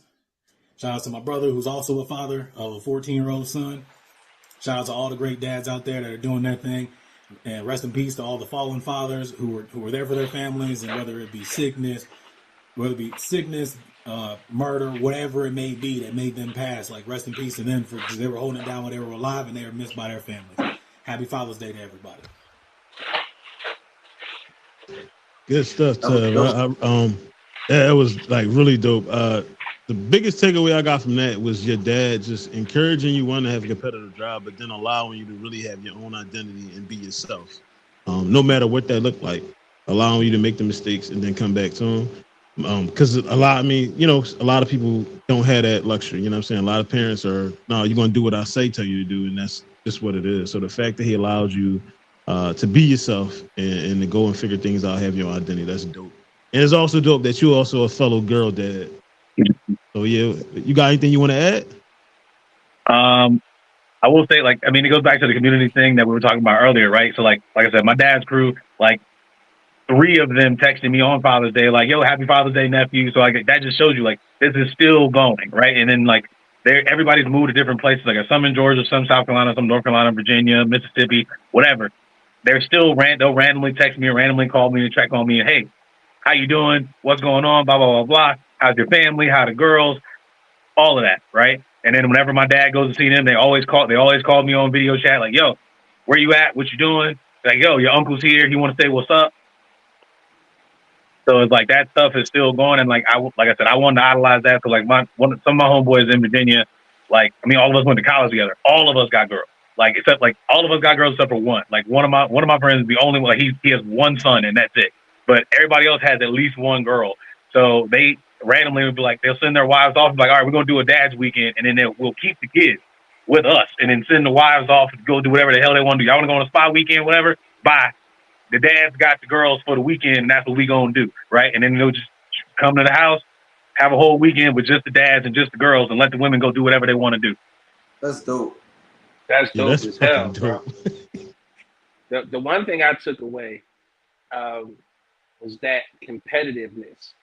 And most people think just because you don't have a son and you a girl dad, you're not competitive. I say nay. I want my daughter to crush everybody. Doesn't matter that she's not a boy. I still have that competitive. What the fuck? The competitiveness extends to my daughter. He fumbling that joint. How I be fumbling the big exclusive network. Yeah, that competitiveness is whooping my ass, as Ant would say. But yeah, that competitiveness extends to my daughter. I be wanting them to crush everything that they do, every competition, no matter what it is. I want them to be the best. And I'm like, listen, it's something about having that internal drive that wants that, like Tevin was saying, right? I'm smarter than everybody. It's not because I'm naturally more gifted. It's because while y'all out doing that, I'm in here getting the competitive edge by putting in the work. So I love to hear that, and I hope that's something that you're trying to instill in your kids as well as a dad. Oh, 1,000%. Yeah, I'm actually trying to tone my oldest down because she I mean, one, she looks just like me, but also like she has the drive to the point where she's a perfectionist, and I have to like tell her it's okay to be wrong sometimes, and it's okay to make mistakes, because if she messes up, she's like ready to burn the world down. I'm like, calm down, relax. Yeah. Yeah, I definitely think it's important to instill the competitive nature. Like I used to grow up. That's why I don't take women lightly at anything, because I've watched my mom and dad play things competitively together, whether it be like strategy board games or something simple as Monopoly, where they were going head to head, and my dad didn't always win. So it taught me the importance of that, and also just the competitive nature. I gained that from my dad as well, and I mean, my daughter challenged me to a race on Saturday. I mean, called me up real vocal. She was like, "Yeah, I saw what you did to my little sister when you was here last time. I wasn't in the mood, but I got you on Saturday." I had to ask her who the fuck she thought she was talking to. Again? I said, wait. This is my fault for the competitive nature that I gave her. So I said, all right, I'll see you on Saturday, shorty. Oh, like, I remember like 10 years old and you raced her. Like I remember like you told me about that. I think she was like 10 or 11, and you were like, she wants to race, and I dusted her ass. I'm like, why would you do that? Like, When I my made her daughter was feel 4 years terrible. old, I would give her a head start, and then I would jump over her head and then go to the finish line. And she would cry every time, and I got the most enjoyment out of it.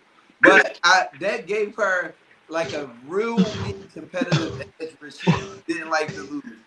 I remember I What watched is that wrong with you? and her team lost, and she was pissed. Not so much that they lost, but just pissed that she was giving full effort and the other two people in the relay just wasn't. See, they made us lose because they fat. I said, whoa. Oh my god! Damn. Yeah, straight off the block, huh? Straight off the block with it. I want to jump into worst and best Father's Day gifts. We can start with what's the worst possible Father's Day gift you've either gotten or that someone or that you could give someone for Father's Day. Yo, people don't want no fucking ties. I got that on the list. I was about to say, like ties for me, because I don't ever, like I wear ties so damn rarely. If you buy me a tie, it's gonna just sit in the fucking drawer. Bro, I got like 60 ties. I don't need any more. Like, and then I just think it's like a lack of effort when you do stuff like that. Yeah. Shannon, what you got? So I don't know. My girls never missed with gifts. So lucky I can't you. say that I've received a worse gift, but I hear horror stories like some women think that's a gift. Oh yeah. And it boggles my brain. Like I don't understand how that's a gift, but I've heard dudes get ties, mugs, socks, and the wrong tool. Like the biggest one I say, like one of my friends, like I couldn't even tell you what the tool was, but anyway, he asked for the tool and it was complete the wrong tool that had nothing to do with his profession or something like that. Wow. But to her credit, she got him a gift receipt so he could take it back and get what he wanted.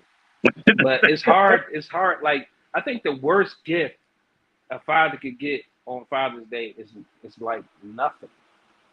Like because it means that the person not thinking the kids. It just depending on the age, but ultimately, if you don't get anything, I think that's the worst because I be feeling like that. That's like one of my worst nightmares because it'd be like that would be like a flat out accusation that I ain't shit as a father. Right. So that would bother me beyond measure. I don't give a fuck if you hand make the card or you tear the back or you tear a newspaper up and cut out Happy Father's Day on some serious. I don't care what you do something. Let me know that I'm appreciated and you at least thought about me and Yeah, I would say like while my kids are super young, they do cards all the time. So I have a box full of cards, and then like my youngest actually made me a tie. Like she cut it out on paper and then like put a little string through it and all that. So like they had to make it because she's in pre-K. So they had to make it at pre-K, and then she wrote like Happy Father's Day and stuff on it. So I'm like, that's fine, right? I'm like, my kids ain't got no damn money, so I'm not worried about I'm not worried about a monetary thing. But like you said, it's an acknowledgement thing. So I think the worst gift is just like you said, either nothing or like a complete lack of effort. Like you just like I could tell you didn't put really any thought into this. Like that's just a nuisance at this point. So I don't even want to see you today. Like, all right, going about your way. And now the best thing you can give me for the rest of the day is to leave me the fuck alone. Pretty much. And I say that's one thing I miss about my mom. Like she just always made me feel like a great father on Father's Day. Like, she always went out of her way to pick that perfect card that she knew was gonna put the lump in my throat. She always knew exactly what to get me, and it was never nothing extravagant. It was one of those you probably want something utilitarian. Like one year she got me this automatic card, the battery charger. You can sit in your car and charge your battery if it died. Like you ain't got to be outside and hook up cables, like little stuff like that. She always knew exactly. So I definitely missed that about my mom and her not being here. She always made me feel special on Father's Day and my birthday, and those are only two things I really get excited about is Father's Day and my birthday. And that's because on my birthday, all the sneakers and footwear I'm gonna buy for the year is my birthday gift to myself. So I just go all out, stock up. I had wrote down socks, ties, socks. I get another pair. I told my kid I get another. Just keep it in the kitchen. Put it in the kitchen. If I get another pair of socks, I'm gonna burn this motherfucker to the ground. Socks, ties, tools, appliances, items of service, as I mentioned earlier, and cologne. Cologne for me is very unless it's like because I wear oil, so it's like buying me cologne. It's really going. Anytime I ever got cologne, it sat there until it got dust on it, and then whenever I clean my room, I threw it away. So you wasting. I'm just saying, you go and buy me some brute. Like what I'm gonna do with this? I'm out there smelling like my great uncle. No. You throw it. What you mean? You take that, you throw it on linen soup, and then you go to the cookout. That's what you do. Yeah, then I'm coming home with a 70-year-old stepmom and your tank top and show up. So now I gotta wear. Now I gotta get the sandals and wear the socks. What's some of the best Father's Day gifts y'all have gotten, or y'all think? Honestly, every Father's Day present I've gotten has always been kind of mid, so I really don't even. Damn. So Shannon, the only one living the life, huh? Yeah. Man, listen, I've gotten this year I got an ice maker. I've gotten a personal grooming kit that came with the shavers, the body wash, the lotion, the beard oil, the comb, the manicure, pedicure set. I got the exfoliating socks. Cause my feet be some bad Jones, like they be looking out. I've gotten cologne, like stuff that I really wanted that I didn't know I wanted. But like my daughters, they're really good at giving hints. I've gotten the whole New York Giants gift set for the barbecue grill, spatula, and all that. That's a terrible gift. You in Philly wearing all of that? Brother, I don't like it. I'm putting cases on all you. But yeah, I got this. The Mad Dog Brute. Yo, that joint tough. Bro, the Bulldog, I'm telling you, they don't miss, man. I'm grateful, man. They don't miss. Lucky out here. Yeah, you lucky. What's the best gift you ever got, Ty? I want to say, was that Father's Day? I think it was Father's Day. So, I have a crazy throwback jersey collection. Like I'm the type of person that I go and get. I want all the jerseys of the people, like the players that people forget about. So like I call my joint the no ring collection. So like all the people that never won championships, but that were all stars, and that if you were really a fan of basketball, you know who they are. I get those jerseys, right? Okay. So I got. It's a lot of sixes on there, ain't it? What? A lot of Eagles, sir? Right? But yeah, so I had a joint with the Patrick Ewing shoes, and people forget Patrick Ewing even had shoes. That's hard, bro. That's hard. So that was probably the dopest. Oh, that's hard. Yeah. Damn. I say that I think the best Father's Day gifts you can get is like cards, items of sentiment, and I personally like watches. I don't gotta be expensive watches. My kids get me like Ross's from Watch or I mean, damn, I fumbled that. Ross is Watches from from Ross. Watches from Ross, or like a watch from like K&G, like a little $20-$30 watch. That's cool for Sleepers in me. there. I'm good with that. What's wrong, Emma? What's wrong? But all right, gents, I gotta hop off real quick. I gotta go. I gotta go fix these girls some dinner. Thanks for having me. Hey, thanks for joining us, brother. Late Father's Day to all of y'all. Same to you, bro. Have a good night, man. Likewise. We getting close to wrapping up anyway. I didn't really be running really long. Real fast. I feel like Father's Day not treated the same way as Mother's Day. Proof of that is this episode. Again, no shade to nobody. I reached out to some women to do this. And only the guys got back to me. And no shade. The ones that were gonna do it, they were like sick and had things come up. So like they cool, but there was just some that just didn't get back to me. And y'all saw for the Mother's Day episode, we had a mixture of both. So it's proof in the pudding that Father's Day is not treated the same way Mother's Day is. And with that being said, can we play Nate's video? Yo, what's up, y'all? Joining y'all, Safe Place for Men podcast. It's your boy Nathan. I currently have one child, one son, multiple godchildren, and a stepchild. So that's what we're gonna start off with. Tell us about your father and the impact that he had on you, or if he wasn't active, and how the impact affected you. Well, my father, unfortunately, wasn't present in my life and wasn't active in my life, but I was fortunate enough to have my grandfather, who became my best friend over the years, man. Since I was a kid, taught me everything, man. Taught me how to ride a bike, taught me how to fight, taught me how to handle my own in the streets, taught me how to maneuver with women, chivalry, you know what I'm saying? How to move with morals, respect, how to hold and stand on your principles. You know, I had a stepfather that's been in my life since I was probably 8, 9 years old. I'm currently 33, you know. A man of hard work, dedication, a man of find a way if there is no way. So with that being said, man, all those things played a big part in the shaping me who I am today. But not having my father in my life also played a big part in, you know, not feeling whole as a kid, you know, not having those experiences, not having those memories. Even though I did have people to step in, it wasn't the person that you wanted to step in, you feel me? But later on down the line, you realize, you learn, you grow, you understand, and you keep moving. You just learn not to make the same mistakes that he made. Talk about your kids and summarize what does being a father mean to you. Well, my son, man, he's a split image of me from head to toe. The way I act, the way I talk, the way I move, it's a blessing, man, but it's also a curse because I know what I did to my moms as a kid. So I know he about to drive me crazy the older he get. He's about to be 10 this year, so, you know, we got a long road, but we 10 years in, so I can't really complain.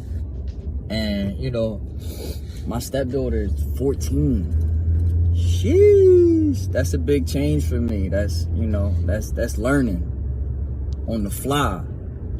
But it's a challenge that I'm willing to take on, you know, because I know how important and how hard that road could be, and how much effort it takes for someone to step into that role and actually put everything aside and just handle business the way you need to handle business. And my son means the world to me, man. You know, my son helped mold me into being a man. You know, he helped mold me into finding purpose in life, finding my purpose in life, not just moving around freely, recklessly, carelessly. It gave me a purpose, you know. He gave me a purpose to want to do more, to want to better myself, to want to set an example for him that I didn't have for myself growing up, you know. So my son means the world to me, man. I don't even know what life looks like without him being a part of it. Like, I can't see life going on without him, you feel me? So it's just everything, man. It's a blessing in its own. Some advice for new and young dads. Listen, everything anybody ever told you, forget it. Don't read a book about it. Nothing. Don't listen to anybody's stories, because because their story isn't going to be your story, man. All I could tell you is be present as much as you could possibly be present. I know everybody's scenario is different. Everybody's circumstance is different. It may be easier for some and harder for others to just be present. But just being present matters most, man. Just be present. Your words, they might not understand right now, or they might not, you know, I won't say understand, but they might not take it all in, and they might not run with it just yet. But in the future, they're gonna remember. They're gonna remember you told them that, and they're gonna come, damn, I remember when you told me that. I should have listened. At that point, it's not for you to scold them. It's not for you to tell them I told you so. It's for you to just remind them that, you know, all I ever want to do is just have your back, steer you the right way. I never want to steer you in the wrong direction. I never want to see you fail. I never want to see you go down the same routes I went down. That's what I'm here for. I'm here to make sure you don't make the same mistakes I made. I'm here to make sure you don't follow the same path I follow, because my path, I follow blindly. I follow with no guidance. I follow just learning with bumps and bruises, breaking bones along the way, and hard circumstances and consequences. That's what I'm here for, to make sure you don't got to follow those same routes. So my advice to you is just be present, man. Be genuine. Show love at all times. Just let your kids know you got their back, no matter what. The good, the bad, the ugly, to make sure that they confide in you before they confide into a stranger. Would I want my daughter dating someone like me? Well, I wouldn't want my daughter dating the younger me. That's for sure. Because the younger me was young, dumb, and full of you know what. And that wasn't no good for nobody. But would I want my daughter to date the man that I'm becoming now? Yes, because I'm proud of the man I'm becoming now. The man I'm becoming now is more patient, is more loving, is more understanding, is more open-minded. It's more considerate, is more patient. These were things that I didn't know back then. These were things and you know, traits that I didn't develop just yet back then. So as of who I am today, yes. But who I was, no. But that also goes to speak for itself that, you know, every man could change. You know, I know there's a stigma out there that we all the same. We all dogs. We all ain't worth nothing. That's not true. I mean, yeah, there's a majority of us that don't care to better ourselves, so we got no choice but to fall into that category. But that's not the real. It's not the real. A lot of us are willing to try. A lot of us are wanting to try, but we haven't had a fair shake. So ladies, if you do come across this podcast and listen to these stories, understand that we all a work in progress, but you also got to bear with us. You got to give us a shot. You got to give us a fair shake. You can't just come in jaded and then expecting a man to just lay it all out on the table, get vulnerable with you, and be his true self if he doesn't know he can be safe with you. So this is a safe space for men, but you also got to make your home a safe space for your man, or he's going to drift off and look at other ways. If you have a son, are you the type he can mirror? I would hope so. I mean, I can't confirm nor deny that. I'm not him. But I do know that we have a bond and we have a connection that nobody could break. So I'm hoping that he feels that way. I feel as though I can't make that decision for him, and I can't put those words in his mouth. But I do know that I'm walking a righteous path. I do know that I'm being the best I could be on a daily basis, and I'm trying not to screw up. So I would hope that he could mirror me, and I would hope that he feels like he would want to mirror me as he gets older. But that's honestly a question I can't answer just yet. But I would like to hope so, because I know I'm working on me every day to better myself and to better in our circumstances for the future. So I would like to say that I will hope so. 3 things your dad did really well. These will be a funny 3. Leaving, providing, wow, he provided, and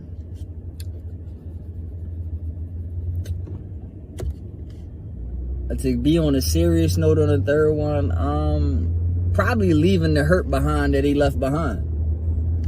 Because if he didn't, I probably wouldn't be the father I am today. If he was around and I was able to experience him fully, and I was able to adopt to his traits and learn his behavior patterns and be any ounce of him that he actually was, I would probably be a shitty parent too. So, you know, doing what he did was probably the best thing for me anyway, because I knew once I found out that I was becoming a father, I would be nothing like him. I vowed to be nothing like him. I made it my valiant effort to be nothing like him, to be the complete opposite of him. And it gave me the motivation I needed to be the best father I could be today. So those probably the 3 best things he did for me. 3 things he could have done better. I feel like he could have treated my mother better. I feel like they relationship would have ended a lot better. I won't get into details, but that's 1. 2, I feel like he could have treated my little sister a lot better than he treated me and his other children, you know? He could have provided a different example for her. I mean, we was boys, so we was able to thug it out, tough it out, you know, figure out life on our own. But you would think having a daughter, you know, might have changed him a little bit, might have softened him up, might have, you know, changed his perspective on things, but it didn't, you know. He gave her the same treatment that he gave us, and she went through it, man, and it wasn't fair to her. So, you know, that's another thing I feel as though he could have did better. And also, 3, to get on a serious note like the last one, I feel like me and him could have chopped it up, you know. He could have took accountability better, you know. He could have been like, XYZ, this is why that, this is why that. You know, sat there as a man and had a one-on-one. Accepted the fact that you did wrong, understand it, let's get to a common ground and keep it moving. But I feel as though the older he got, he's still with the same mentality of he wasn't accountable for nothing. So we was never able to build something that we never had to begin with, which is cool because I ain't really lose nothing. But I feel like, you know, my son's getting a little older, my son be asking about him and all that, and they could have built something if me and him had some type of agreement and some type of understanding and respect for each other. But he never cared to build that, so I wouldn't even bring that type of energy or that type of environment around my child. So, you know, that's another thing that I felt as though he could have did better for sure. And this ain't part of the question list, man. This is just me just being me and understanding that, you know, this is a thanks for providing this platform for men to begin with, you know. You ain't have to. This ain't nothing that you was bound to do contractually and none of that. You know, you wanted to do that on your own merit. And that needs to be applauded, you know, and that needs to be appreciated. And the fact that, you know, me and you do got the relationship that we got as homies and whatnot, I feel as though, I mean, I don't know in your personal life how many times you hear it, so I'm going to give it up to you on your own platform. I'm going to give you your flowers where you can smell them the best, you know, live and direct on your platform. You do what you want with this. You can post this, you can keep it, whatever the case may be. But the fact that you are a father of 5, the fact that you are a father of 5 young women, you know, some princesses, some queens, you know, the fact that you make it happen, the fact that I see you bounce from prom to prom, that I see you bounce from graduation to graduation, the fact that I see you structure your work schedule around and understanding that you got to be present, even if it ain't for a long time and just a little bit of time, but you present. You make sure that you present at all times. You'll stretch yourself thin to make sure that you get everything done for those girls that you got to get done. That's not seen enough. That's not heard of enough. That's not accomplished enough out here in this world. And that's not applauded enough. So I want to give my thanks to you for raising 5 girls, for taking the responsibility of that, for having custody of them, for continuing to fight for custody of them, to continuing just being the man that you are, that they feel comfortable enough to come to you with everything and love on you the way that they do and talk to you the way that they do. I gotta give you your flowers for that, man. You the only person I know that's doing it, so I can't say it's a dime a dozen, because I only know one. So I'm gonna give you that. Take these flowers, do with them as you wish, but it needs to be said, it needs to be applauded, it needs to be understood that there's real fathers out here, man, not just boy dads, girl dads, boy and girl dads, other dad, whatever. It needs to be said that there's real ones out here, man, putting the work in, grinding, sacrificing, making it happen, not making excuses, and doing what needs to be done, man. And you on the front line on a daily basis, brother. And I appreciate you for that, and I applaud you for that. And you need to give yourself a pat on the back, not only for making this platform happen, while having 5 girls in the house, still making time for yourself to do what you got to do to be there and be present and make this a safe space for men, and also just a safe space in general. So I appreciate you for that, man. Keep being who you are. Keep doing what you're doing, brother. If this ain't blow up just yet, it's bound to happen, trust me. So day by day, step by step, one view at a time, one like at a time, one subscription at a time, one repost at a time, brother. One ear goes to the next ear, and word of mouth will get you a long way, man. Keep being who you are, keep doing what you're doing. Be safe out here, brother. Love y'all, I'm out. So that's My man, my one take Nate. Yeah, my boy Nate. He actually just changed his name. If you still watching, drop your new Instagram. And then he literally just he got locked out of his Instagram today. He just dropped a new Instagram today.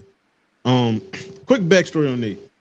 So as I told you, Nate is really like the only person I know. Again, got a very healthy co-parenting situation. I've known Nate about 2 years. Met him working at American Airlines at the airport. Super stand-up guy. He's got one son. Obviously a stepdaughter, but he's another dope ass dad that really he structures his life around his son. He takes care of his son, like he's active. He's not just like a weekend dad. Like no, he structures his schedule around. I remember having a conversation with him where like he literally bid at nights. Like I think it was like 5 to 1:30. Getting off, and he could have got a line to start like 12 o'clock because he needed to take his son to school, pick him up, and take him to boxing classes. So like, we all care about sleep. So you just imagine you get off the airport at 1:30, you're probably not getting to your car to 2 o'clock. You're not getting home to 2:30, 45 maybe, getting back up 6:30 to get a kid ready for school. Like to do that, and our bids last like 5 or 6 months to dedicate that amount of time, to sacrifice that amount of sleep, to make sure that your child, and again, the kid doesn't know what's going on, but to make sure your child is getting to and from school, going to boxing class, stuff like he could have easily been like, well, you won't do boxing class this year. You know what I'm saying? But I'm going to make sure that my son is taken care of properly. So shout out to him.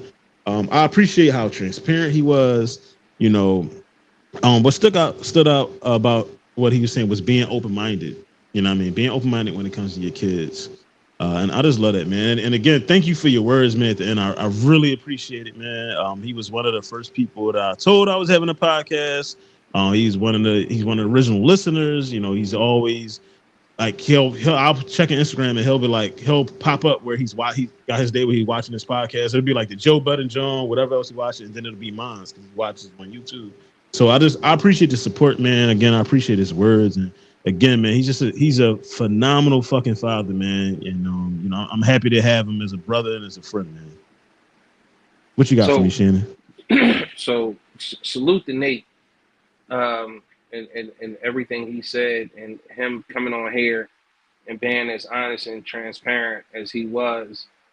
My biggest takeaway from what he said is, number one, for him to have the courage to give you your flowers live and direct and public platform like that. We live in a city where it's not cool to support motherfuckers because you dick eating. You see what I'm saying? Yep. We got to understand that the only way for us as a community to reach new heights and to be more financially stable is to support one another. And it blew me away because it's the level of wisdom he had when he said, hey, listen, brother, if you ain't blow up yet, keep grinding. It's one view at a time, one like at a time, one set of eyeballs, one set of ears to another set of ears. And that's really how like stuff genuinely grow and genuinely blow up. It's really brick by brick. And for him to have that wisdom and not be in this space is a testament to who we are as a community, because we know better. We just got to do better. And he is a stand-up guy. For him to do that and give you your flowers, you know, on the show, not because he was invited. He'd been A1 since day one. But for the fact that he loves the fact that you created this space for us. And what he did and what he said is going to help perpetuate, to break that narrative that we don't support each other, because we do, and we can get behind each other.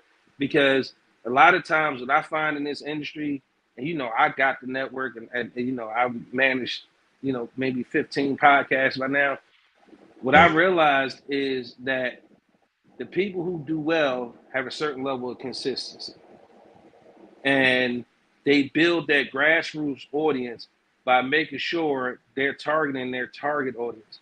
But most importantly, they don't get discouraged when they don't see those numbers be astronomical. And ultimately, what you put in is what you get out. And everybody's looking for that viral moment. It's not about that viral moment. It's about consistently putting out great content that the people that resonates with the people you looking for it to resonate with. And somebody like Nate and all the examples of fathers who sent the video in, that's beginning to break the narrative that is deadbeats out there, and that, you know, we nothing but apex predators and thugs and all that stuff. We have some very talented orators in our community. We have some very talented listeners, very talented artists in every genre across the spectrum that are in these spaces that we need to recognize and we need to get behind. Because again, I don't know too many Black-owned networks out there, right? You see, Diddy just had to sell off his share of Revo. So he didn't really necessarily own it. You know what I mean? The Black Effects Network with Charlemagne. It's a lot of outside money behind that project that don't look like us. You see what I'm saying? Right. No, facts. But like situations like this where I do my best to give people an opportunity where I didn't get one, where I didn't see one, where I didn't see there was actually a space like this, and to try to bring diverse point of views to our people and to disseminate information in a way and on a level that they can understand and resonates with them, I think is great. And I feel like everybody should get behind it, not just because it's me, because the next set of podcasters out there is somebody out there who has a voice, who needs a platform or a space to be able to present that voice. And that's the whole reason, you know, I'm here. And this is Nate's Instagram. It's me, Nate. That's ITSMENATE 33 for our audio listeners. But yeah, I got to give you flowers as well, bro, for putting together a podcast called A Safe Space for Men, where we can come at and get the information, come at and feel like we can be ourselves and have those tough conversations.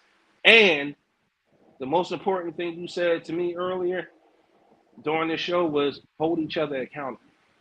Yeah. Just that's because important. I hold you accountable doesn't mean I'm a hater. It don't mean I'm your enemy, brother, but I want to see you do better. So I got to hold you accountable. Because if you do better, as dudes in these spaces who if they make it and they blow up, they're going to do a certain amount of hiring other people who look like me and you and putting people like me and you in position to be better, do better, elevate, and then I grab the next set of people, then you grab the next set, and grab another set. Like now we building something. But, two things real fast before I forget. With Nate, I gotta plug Nate real fast. So Nate does photography work. He doesn't promote it often, but I actually found out last year when I had the 316 for my daughter, because we was just I was like, damn, I found a photographer last minute. I was looking for one, and the guys at work was like, he do photography, and I asked him like, yeah. I saw some of his pictures. He actually does a great job of photography. So if you're ever looking for a photographer, reach out to him. It's something he does on the side. He doesn't really promote it a lot, but I'm going to promote it for him. Because again, I saw his work. I know what it is. He does a good job. And then back to you holding people accountable thing. Everybody I've picked to be on this today are people that I know will hold me accountable. And that's like the biggest thing amongst my brothers and everybody that I'm tight with is if the minute you see me slipping as a dad, Shannon, you got the Ron, hold on. That's not how you would normally carry. That's not what you would normally, what's going on? You know what I mean? If I hadn't seen my kids and something, what are you doing? What's going on? That's not how you normally carry it for your kids.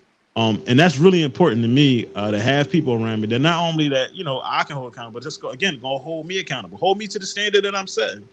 Because again, like our kids, I mean, I hate to be cliche, but our kids are the future. So we got a responsibility and an obligation to raise these kids properly. Absolutely. And again, beat the narrative that is out there about us that we don't parent, we're not fathers, we don't care, we're not active, we're not present. So yeah, I had another plan. I just forgot what it was. But go ahead. So yeah, just to go back, I don't just talk about shit. Like it's a lifestyle. I live this. One of the major questions you asked me when you know was coming over to the network, you was like, bro, you know, I got is it cool to promote other businesses? Like I got people that I really mess with. Yeah. And my words to you was, do it. Bring them. I encourage you to like, yeah, because again, whether it's a nail salon, a hair shop, a hair store, a bakery, a restaurant, food truck, a lawyer, doctor, sports medicine, journal, like whatever it is, this is a space where we support Black business, and not just because they Black, but at the end of the day, I always look at it like this. Nothing I'm building is ever for me. Right. Nothing. You know, like I said, it's the legacy. It's my daughters that's coming behind me. I want to leave them something tangible that they can take control of and be okay with and take and run with it. And I say that to say, Nate, send me your pictures. I'll create a flyer and make you a sponsor. It don't cost you nothing. It don't cost you nothing. Like send me, I'll promote it on my YouTube, my Instagram, my Facebook, whatever, bro. Like, and I have 3 photographer friends that anytime somebody say I need a photographer, I'm tagging them 3 immediately. Y'all can decide which one you want to go with based off what your rapport is when you make the call. He can be in rotation, bro. Like we got plans. We got some stuff that we got to start working on behind the scenes to get done. Right. We're gonna need Nate. And I want to make sure my goal is always to have, because people like, damn, big exclusive, you know somebody who does everything. And I'm like, well, that's kind of the point. Like most of them are macro businesses, Black owned, that they need the work, they need the exposure, they need the word of mouth. So of course, if I know somebody, I'm for sure going to make sure I recommend them for the work. And then like Nate said, that word of mouth, ear to ear, you know, it'll carry. So yeah, like bring on all Black businesses. We here at the Big Exclusive Network is here to support you for sure. Absolutely. And again, just I can't say it enough, Nate. Just a really good guy. And the one thing I love that everybody said, even every single one of us in our answer was just like when it came to would you want your daughter dating you? Everyone said, not the younger version of me, the older version of me, the version I'm now. But that speaks to the maturation process, man. Yeah. Like you're not, when you turn 18, you're not a grown man yet. Like you have to go through some things. You got to learn some shit. You got to get out in the world and you got to grow. So the fact that each and every one of them was able to identify that and say, wait a minute, I wasn't the best person to be around when I was this age, as far as, you know, being a partner. But now, I know what the fuck I'm doing. I love that, man. I really do. And we all got through that process. Yeah. So we got one more video for y'all, and then we're gonna wrap up, get to the end of this, and you can play that, John. What a great father you are too, man. That's just what I hear. Take your time, Big. Take your time. Thank you, brother. Yeah. I grew up without my dad, man. Yeah. So,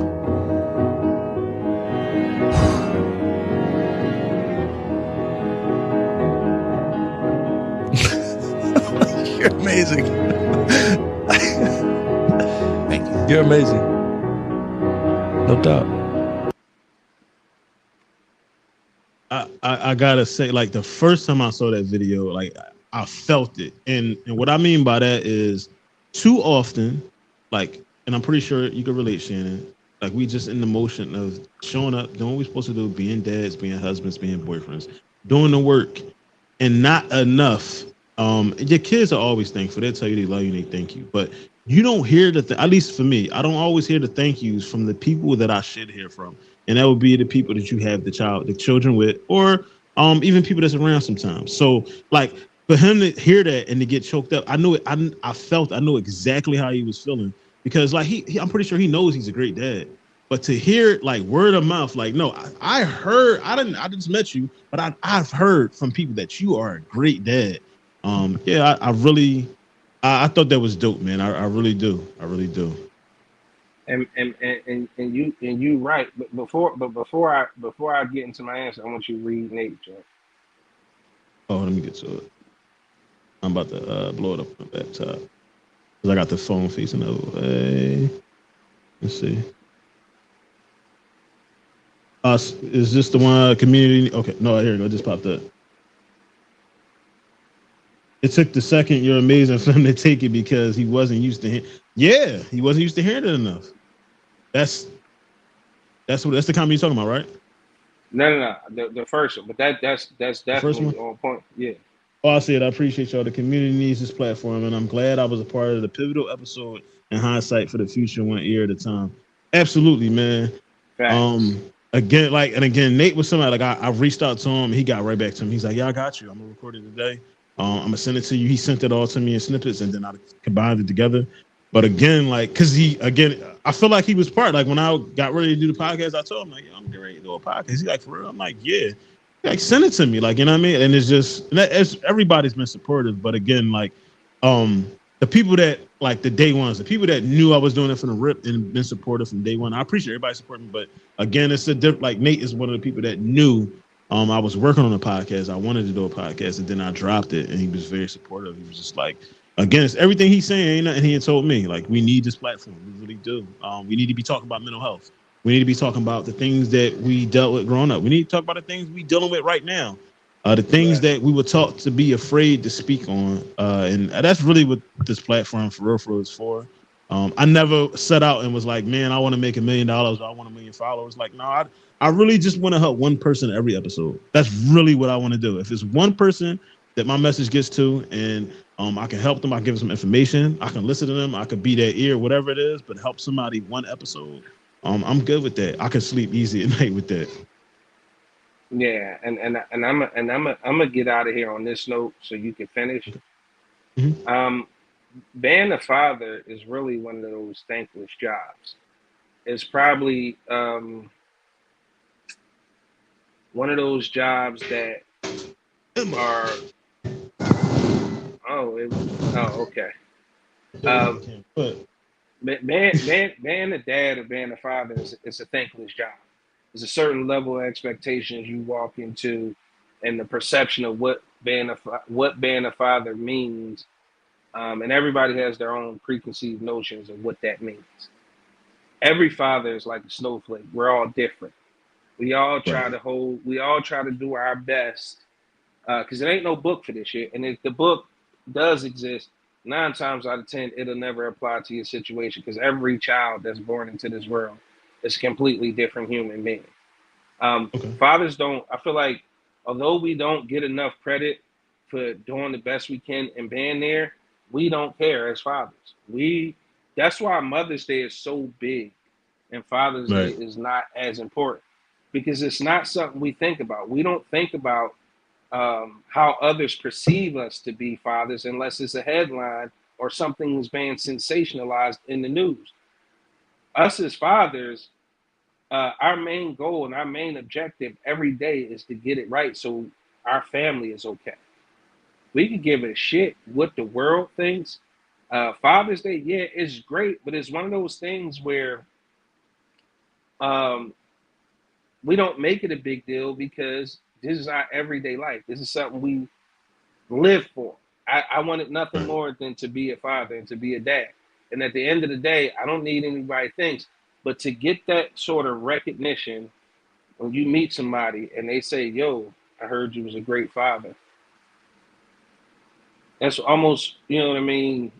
That's confirming or reassuring that you're doing the right things. But the barometer for me is always the minute I walk in the door. Okay. From being away for 8 to 12 hours. That's always my barometer. How do my kids feel when I walk through the threshold of that door? That's all the confirmation I ever need. All the confirmation that I'm doing the right things is right there in that moment. How do your kids treat you when they see you? Is the most important measuring stick for me.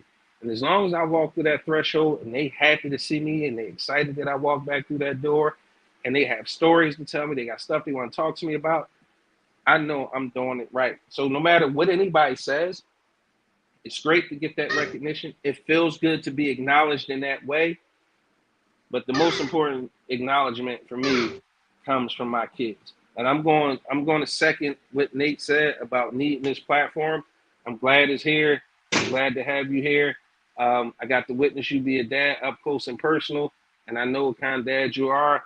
I see it on social media. But more importantly, you know what it means to be present, and your kids understand and appreciate the sacrifices that you make on a daily basis to make sure you're present. And the funniest shit is when we were scrambling this morning, that's going to live with me for the rest of my life, bro. Because it's the funniest thing, because only dad's going to understand. We both scrambling to get shit done. And you're like, all right, yo, bro, listen. Give me a second. I'm cooking breakfast for the kids. I said, nigga, you ain't. I gotta do you one better. I popped the picture. I'm scrambling eggs too, bro. Yeah. But that was a moment that I'll never forget because it's indicative of who we are as men and what our lifestyle is and what's the priority and what's important. Because we both got a ton of stuff on our plate and we understand that, that stuff is a priority. But listen, kids gotta eat. And who was it? Was it Jordan that wanted the fried hot dog? Yeah, Jordan. That's the one that's just down playing. Yeah, Jordan. 6:43 a.m. wakes up, and this is the first day of my vacation. I'm off work for like 10 days. So it's the first day of vacation. Wakes up, Daddy, I want hot dogs off the grill. The birds ain't even tweeting yet. What the hell are you talking about? But like, I had to be thankful because I'm thankful, because again, growing up, we didn't have a grill, so I just put it in that. I'm gonna just be thankful that we got a grill, that I can grill hot dogs. But you ain't getting no fucking hot dog at 6:43 in the morning. I'll tell you that much. I'm gonna tell you like this, and I'm gonna get out of here. Okay. Be careful, because Cameron is asking for stuffed peppers, lamb chops, and steaks. So, because that's my little chef. So, understand it could be worse. Be grateful that it's only goddamn grilled dogs. And I'm gonna tell you what. Next time you put something on the grill, make sure I come through, man. I appreciate you, man. I got you, brother. I appreciate you as well, man. So, I guess we're gonna finish up with ethics. So basically, we're gonna give flowers to everybody, man. I gotta say, I'm really surrounded by some outstanding men, fathers, dads. Again, they hold me accountable. I hold them accountable. But the way they show up for their family and their children, everybody you've seen this, there's so many more people. I'm gonna mention a few of them that I got great respect for. Got my brother Jerome, Keem, Andre, my brother Zori, my brother Marcus, Pookie, Matt, Shannon, you just seen, Ant, my guy Will, Docinco, Nate, Seven, Danny, who was just on early, and P as well. There's so many more. It's too many to mention, but they all take that upstairs. They all are. This is what being a dad is. There's a balloon floating around. I got the ceiling fans on, and she's down here getting the balloon again. But yeah, it's just I'm lucky, honestly, to have so many people around that get Emma to get it. Get Emma to get it. I'm lucky to have so many people around that take it upstairs, baby. Okay, take it upstairs. Grab it. Take it upstairs. Take it upstairs and put it in your room. I'm lucky to have so many guys around that I can learn from. Take it upstairs, baby. That I can learn from. But then I also can give information to as well. And we all support each other. We all have each other's backs. Our kids are around each other's, which is so important, man. I do want to tell y'all a story about a Father's Day card. So I remember one day, and it's we're gonna get out after this. I hope. Um, I was picking my daughter up, and she has a sister as well. But I was picking her up, and I remember this, again. This is the petty co-parenting thing. I remember they both were there, but I was picking my daughter up. Her mom told her sister like go upstairs because she was getting picked up by her dad as well. Go upstairs and get the Father's Day card for your dad. She like emphasized it. I didn't say anything, but she was basically letting me know there was a Father's Day card for him and it wasn't one for me. And then in the moment inside, I was really angry. But then after the fact, like now, I really don't care. But it was just a funny story because I mean, I've raised both of them. I took care of both of them. I probably spent more money on that child than he did. And that isn't necessarily the point, but it's again back to like that bitterness and stuff like that. So I thought that was like an interesting and funny story to tell. Um, I will say, like, when it's back to that video, like, again, a lot of times when people tell me I'm doing such a good job, it kind of gets me a little emotional. Like, when I had my folks over a couple weeks ago for Jordan's party, and everybody's telling me, such a good dad, really show up. And it's like, again, it's like, while we doing it, we really don't realize we doing it. But it kind of gets you when you actually start to think about it. So I'm gonna wrap up, just talk about my kids, man. I'm a father of 5 girls, 5 wonderful girls, man. I feel like honored to have this responsibility. It's the greatest responsibility I can have.